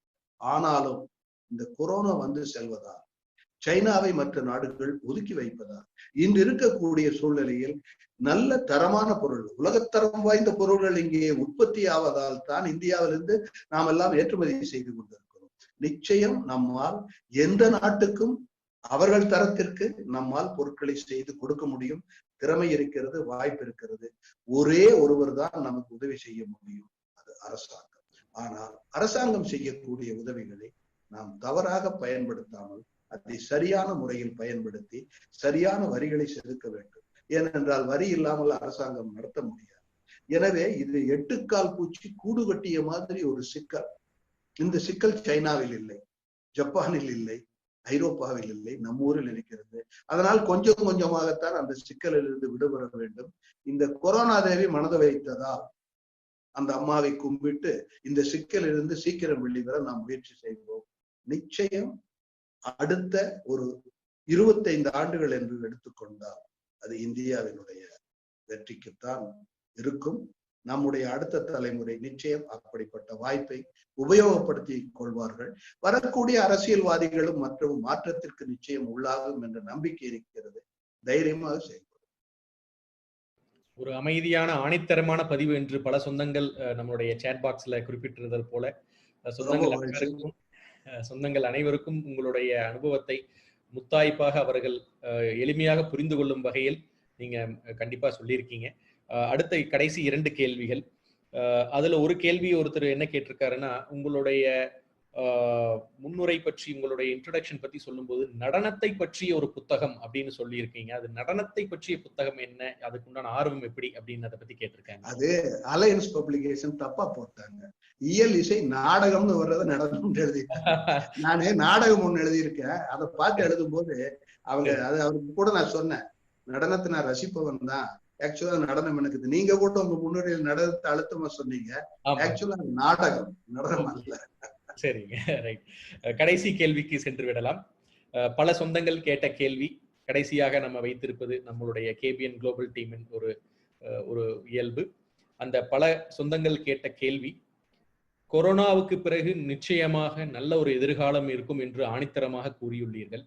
அந்த கொரோனாவுக்கு பிறகு துவண்டுள்ள நாங்கள், தொழிலில் பல இடர்பாடுகளை சந்தித்துக் கொண்டிருக்கும் நாங்கள், அந்த கொரோனாவுடைய ஒரு தாக்குதலுக்கு பிறகு, ஒரு ஊரடங்கு தளர்படுத்தி அந்த சூழ்நிலைக்கு பிறகு எந்த 3 விஷயங்களில் நாங்கள் கவனம் செலுத்தி அந்த துவண்டு போன காலத்தில் இருந்து, அந்த குறைபாடான ஒரு தொழில் மந்த நிலையிலிருந்து வெற்றி பெற வேண்டும் என்று உங்களுடைய அனுபவத்தின் மூலம் அந்த 3 விஷயங்களை நாங்கள் எதை கவனிக்க வேண்டும் என்று கேட்டிருக்கிறார்கள்? முதல், இதுதான் முதன்மையானது, தன்னம்பிக்கை இழந்து விடாதீர்கள். இன்று இருக்கக்கூடிய இந்த ஒரு துயரத்திற்காக இனி எல்லாமே முடிந்து விட்டதோ என்று எண்ண வேண்டாம். இதை புது ஆரம்பம், இன்று புதிதாய் பிறந்தேன் என்று நினைத்துக் கொள்ளும். இரண்டாவதாக, செலவுகளை எங்கெல்லாம் குறைக்க முடியுமோ அங்கே குறைத்துக் கொள்ளுங்கள். முடிந்தவரை கடன் வாங்காமல், தேவைப்பட்டால் மட்டும் கடனை சொந்தங்களில் கூட வாங்கிக் கொள்ளலாம், வங்கிகளில் பெற்றுக் கொள்ளலாம். குறைத்து செலவுகளை குறையுங்கள். தேவையற்ற எந்த ஆடம்பரத்தையும் தவிர்த்து விடுங்கள். இந்த சமுதாயம் நாம் ஆடம்பரமாக வாழ்வதை பார்த்து ஒன்றும் வியந்து போய் அதை பாராட்டுவதில்லை. நாம் நமது மனத்திற்குள் தெரியும் அல்லவா நம்முடைய தகுதி என்னவென்று. அதை நீங்கள் நிச்சயம் இருப்பிடமாக வைத்துக் கொள்ளுங்கள். மூன்றாவதாக, தேவையற்ற பயணங்கள், தேவையற்ற விரிவாக்கம், தேவையற்ற விளம்பரம், இதை எதையுமே செய்யாதீர்கள். எது தேவையோ அதை மட்டும் செய்து செலவுகளை குறைத்து தன்னம்பிக்கையோடு இருந்தால் நிச்சயம் மீண்டும் இதிலிருந்து நம்மால் எழுந்து வர முடியும். நீங்கள் நிச்சயம் இதிலிருந்து எழுந்து வருவீர்கள் என்ற நம்பிக்கையும் எனக்கு இருக்கிறது. ஆனால் நீங்கள் நினைத்தபடி அவ்வளவு முடியவில்லை, இதற்கு முன் அப்படி செய்தேன் என்று அந்த ஒப்பீடே தேவையில்லை. ஏனென்றால் யாரும் யாரோடும் ஒப்பிட்டு பார்க்க வேண்டிய அவசியமே கிடையாது. நமக்கு எது தேவையோ அது இருந்தால் போதும். அநேகமாக இந்த தனிமைப்படுத்தப்பட்ட காலங்களில் எளிமையாக வாழ்ந்து குடும்பத்தோடு இருந்து அந்த பலம்தான் நமக்கு இந்த நம்பிக்கையை கொடுக்கிறது. இந்த கொங்கு மண் நமக்கு அந்த மூதாதையர்களுடைய அந்த புண்ணியம் நமக்கு இருப்பதால் நிச்சயம் வெற்றி பெறுவோம். செலவுகளை குறையுங்கள், கடனை குறையுங்கள், தன்னம்பிக்கை வளர்த்துக் கொள்ளுங்கள். இயன்றவரை விரிவுபடுத்துவது, அகலப்படுத்துவது, விளம்பரப்படுத்துவது எதுவுமே வேண்டாம். இறுதியாக நான் இங்கு பகிர்ந்து கொண்டது அத்தனையுமே என்னுடைய அனுபவத்தில் நான் பட்டது. இதில் மற்றவர்கள் பார்வையில் சில குறைகள் இருக்கலாம், சிலது மாறி இருக்கலாம். ஆனால் நான் என்னுடைய அனுபவத்தை தான் பகிர்ந்து கொள்ள முடியும். இதிலிருந்து எதை எடுத்துக்கொள்ள முடியுமோ அதை எடுத்துக்கொள்ளுங்கள். ஏனென்றால் இன்னும் நானும் கற்றுக்கொண்டுதான் இருக்கிறேன். இந்த கற்றுக்கொள்வது என்பது இது ஒரு தொடர் பயணம். கொரோனாவிற்கு பின் நானும் சிலவற்றை கற்றுக்கொண்டால் இன்னும் ஒரு நாள் இதே கவுண்டர் பிசினஸ் நெட்வொர்க்கில் மீண்டும் வந்து நம்முடைய கருத்துக்களை பரிமாறிக்கொள்வோம். கவுண்டர் பிசினஸ் நெட்வொர்க் பழனியப்பன், தம்பி ராஜசேகரன் அனைவருக்கும், இதோடு இணைந்திருக்கும் அத்தனை சொந்தங்களுக்கும் நன்றி கூறி, கொரோனாவிற்கு பின் கொங்கு செழிக்கும், பாரதம் செழிக்கும், உலக நலம் தழைக்கும். அனைவரும் நம்பிக்கையோடு இயற்கையோடு இணைந்து எளிய வாழ்க்கையை மேற்கொள்வோம். ஆன்மீகத்தை மட்டும் விட்டு விடாதீர்கள். இறை நம்பிக்கை இருக்கிறதோ இல்லையோ, கொங்கு சொந்தங்களே, உங்கள் குலதெய்வங்களை மட்டும் விட்டு விடாதீர்கள். நன்றி, வணக்கம். மிக்க நன்றி. கொங்கு செழித்தால் எங்கும் செழிக்கும். சொந்தங்களே, நாம் எல்லோரும் ஒன்றுபட்டால் உண்டு ஒரு மிக சிறப்பான வாழ்வு என்று கூறி, நன்றி என்ற ஒரு வார்த்தை மட்டும் இன்றைய சிறப்பு பேச்சாளருக்கு பொருந்தாது. அந்த நன்றியை தாண்டி அவர் தம் வாழ்வில் அவருடைய அனுபவங்களையும் அவர் எப்படி சாதித்தார் என்பதையும் நமக்கு ஒரு தெளிவான விளக்கங்களுடன் கூறியுள்ளார். நம் குலகுருக்களான தவத்திரு மருதாசல அடிகளார் அவர்களின் பாதம் பணிந்தும், சிரவையாதீனம் தவத்திரு குமரகுருபர சுவாமிகள் அவர்களின் பொற்பாதங்கள் பணிந்தும், நம் கேபிஎன் குளோபல் குழுவின் வழிநடத்துதலில் இருக்கும் நம் மருத்துவர் டாக்டர் சி மனோகரன் அவர்களின் வழிநடத்துதலிலும் அனைத்து கொங்கு சொந்தங்களுக்கும், இன்றைய காணொளியில் பங்கு பெற்ற நம் அனைத்து கொங்கு சொந்தங்களுக்கும் நம் குலகுருக்கள் சார்பாகவும் கேபிஎன் குளோபல் டீம் சார்பாகவும் நன்றியை தெரிவித்து, நன்றி என்ற ஒரு வார்த்தை மட்டும் இன்றைய சிறப்பு பேச்சாளருக்கு பொருந்தாது. அவர் நம் வாழ்வில் கேபிஎன் குளோபல் டீமுடன் இணைந்து என்றென்றும் நமக்கு ஒரு நல்வழி காட்ட வேண்டும் என்றும் அவர்தம் வாழ்வில் வெற்றி பெற்ற இந்த சமய சந்தர்ப்பங்களை நம்முடன் பகிர்ந்து கொண்டு என்றென்றும் கேபிஎன் சொந்தங்களுக்கு அவர் முத்தாய்ப்பாக இருந்து வழிகாட்ட வேண்டும் என்றும் கூறிக்கொண்டு இன்றைய காணொளிக்கு வந்து சிறப்பித்தமைக்கு கேபிஎன் சார்பாக நன்றியை தெரிவித்துக் கொண்டு விடைபெறுகின்றோம். நன்றி நன்றி நன்றி. தொழில் மற்றும் வணிகம் செய்யும் கொங்கு வேளாள கவுண்டர் சொந்தங்களை இணைக்கும் பாலமாக கேபிஎன் குளோபல் என்ற டெலிகிராம் குரூப் செயல்பட்டு வருகிறது. 39 நாடுகளைச் சேர்ந்த 3585 கொங்கு வேளாள கவுண்டர் சொந்தங்கள் அதில் ஒரே குடும்பமாக தொழில் விவரங்களையும் தொழில் வாய்ப்புகளையும் அவர்களுக்குள் பரிமாறிக்கொண்டு உள்ளார்கள். இந்த குழு எந்த ஒரு அரசியல் கட்சியையோ அரசியல் தலைவர்களையோ பின்பற்றாத ஒரு குழுவாகும். நமது சமுதாயத்தின் மேல் அக்கறை கொண்டு முற்றிலும் நம் மக்களின் வர்த்தகத்தை உயர்த்த வேண்டும் என்ற உன்னத நோக்கில் செவ்வனே செயல்பட்டு வருகிறது. KBN என்ற பெயரில் மலேசியா கோலாலம்பூரில் பழனியப்பன் மாரப்பன் அவர்களால் தொடங்கப்பட்டு தற்போது தமிழ்நாட்டில் Kongu business network KBN association என்ற பெயரில் தமிழ்நாடு அரசில் பதிவு செய்யப்பட்டு தொழில் முனையும் கொங்கு சொந்தங்கள் ஆதரவோடு சிறப்புடன் செயல்பட்டு வருகிறது. KBN குளோபல் குழு தவிர வேறு எந்த ஒரு பெயரிலும் வாட்ஸ்அப் குழு, டெலிகிராம் குழு கிடையாது. இது நமது கொங்கு சொந்தங்களின் தொழில் மற்றும் சமுதாய முன்னேற்றத்திற்கு சேவை மனப்பான்மையுடன் உருவாக்கப்பட்ட அரசியல் சார்பற்ற அமைப்பு. இந்த குழுவில் இணைவதற்கு எந்த ஒரு கட்டணமும் கிடையாது. ஒரு சிலர் KBN பெயரை பயன்படுத்தி சந்தா வசூலித்து சுய லாபத்துக்காக குழுக்களை அமைத்துக் கொண்டிருக்கின்றனர். அவ்வாறு செயல்படும் குழுவுக்கும் நமக்கும் எந்த தொடர்பும் கிடையாது. 100 விழுக்காடு தொழில் சம்பந்தப்பட்ட பதிவுகள் மட்டுமே, அதுவும் இலவசமாக, எந்த ஒரு சந்தாவும் இல்லாமல் நம் சொந்தங்கள் அனைவரும் முன்னேற வேண்டும் என்ற உயரிய எண்ணத்தில் பதிவுகளை அனுமதிக்கும் ஓர் உலகளாவிய வர்த்தக குழு. நம் தொழில் அபிவிருத்திக்கு ஏற்ற ஓர் உபயோகமுள்ள ஒரே குழு KBN குளோபல் டெலிகிராம் குழு.